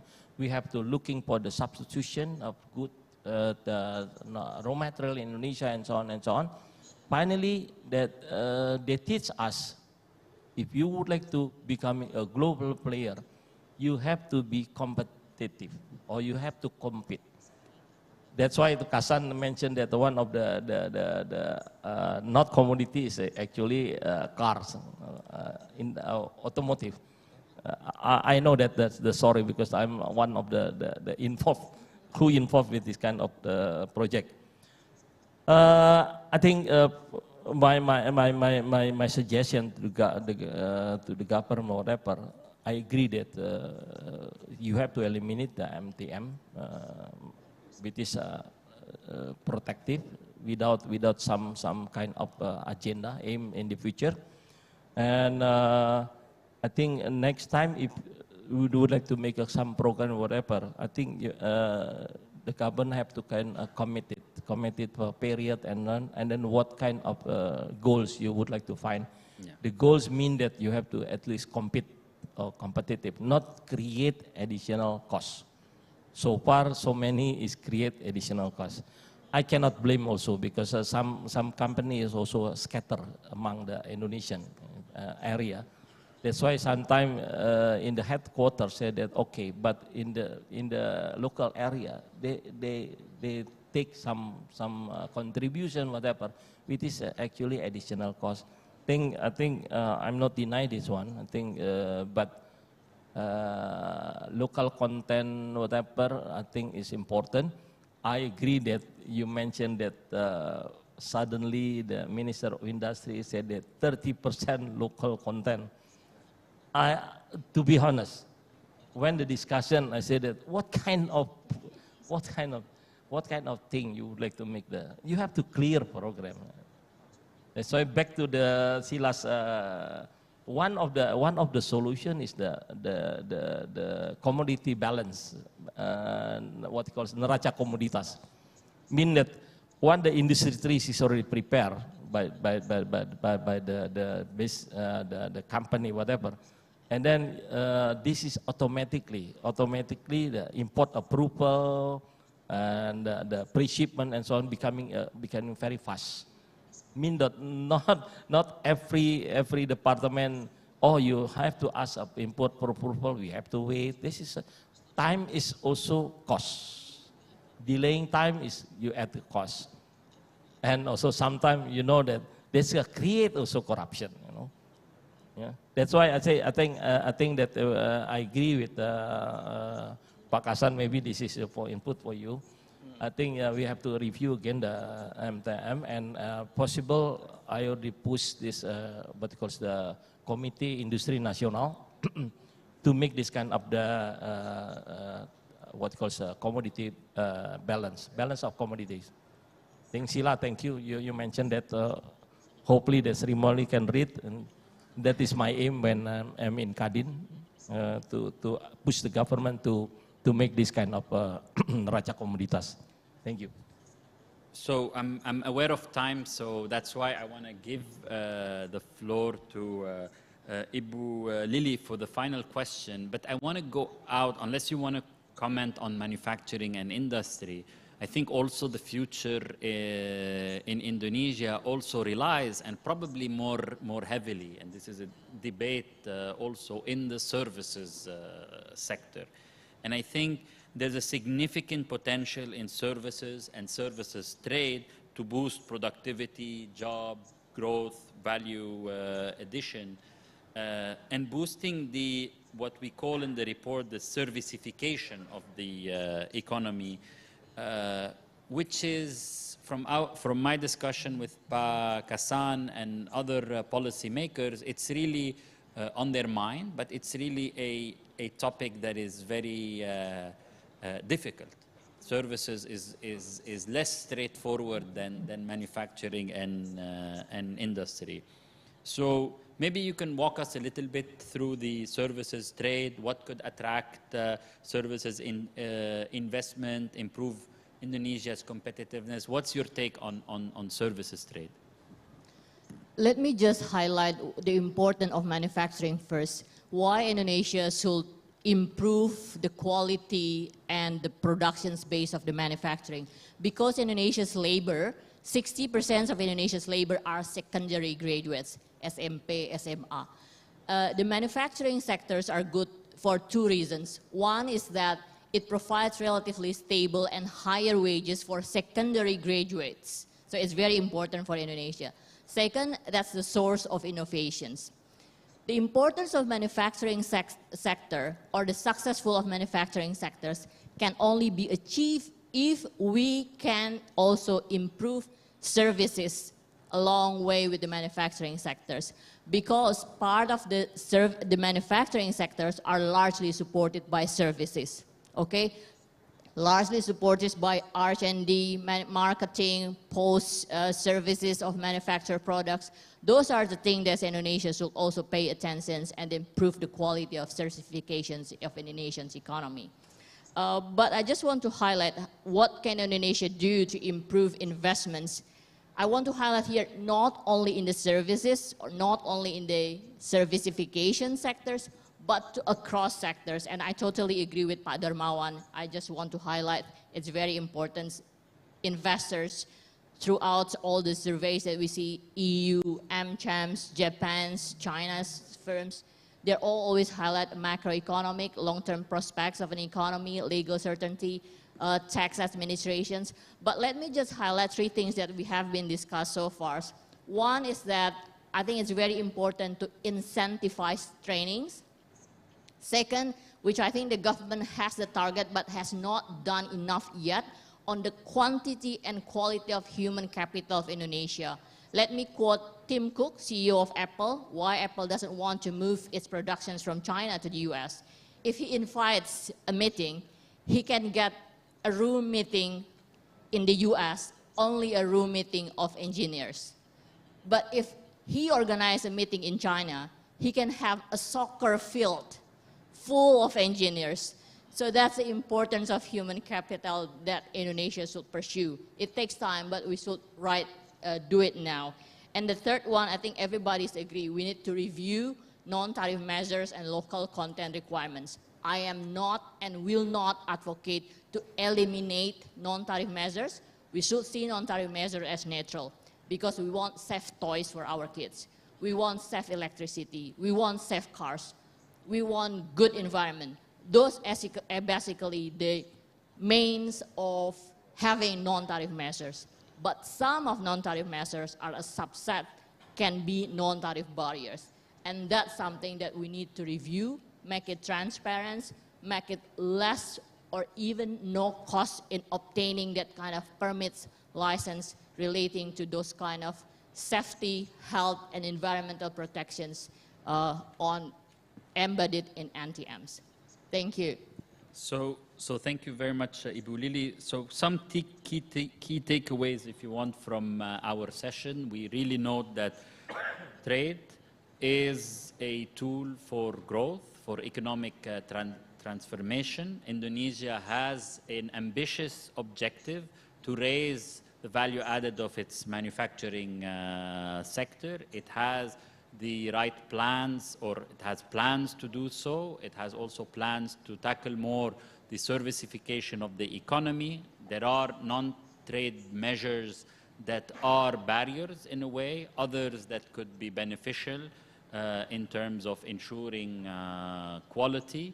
There is a need, and I agree, we all agree that there's a need for the economy to be open, to be competitive globally, and that accompanying measures, whether it's, or accompanying policies are important, whether it's an active fiscal policy, whether it's human capital formation, investment in human capital formation, and more importantly, Indonesia has set the right legislation. Now it needs stability of legislation and implementation across the various levels of governance. And I think these are important key takeaways that the World Bank is surely working on, especially in our group, where we look at the structural reforms. Structural reforms that could deepen growth, deepen value added in Indonesia, and ensure the longer term growth. I thank you very much for your time. I thank all the people who are gathered here. Apologies, we took more time than we should have, but it was a really very fascinating discussion, at least for me. So a round of applause for our panelists. Back to you, Ilman. Thank you so much to Bapak Wael and to all panelists for a very insightful panel discussion. The panel discussion also marks the end of the IEP launch today. If you are interested to receive the report, you can download the report on our website, worldbank.org/IEP. To get the latest information regarding the World Bank programs, reports, and other activities, please follow our Twitter account at Bank Dunia. For our journalist friends, we will hold a press conference right after this. You could join the press conference in Jasmine Room, and we will have colleagues from the External Affairs team to show you where it is. My name is Ilman, and on behalf of the World Bank team, I would like to thank all of you for your participations today. I hope we can see you again in the next launch of the Indonesia Economic Prospects. Goodbye.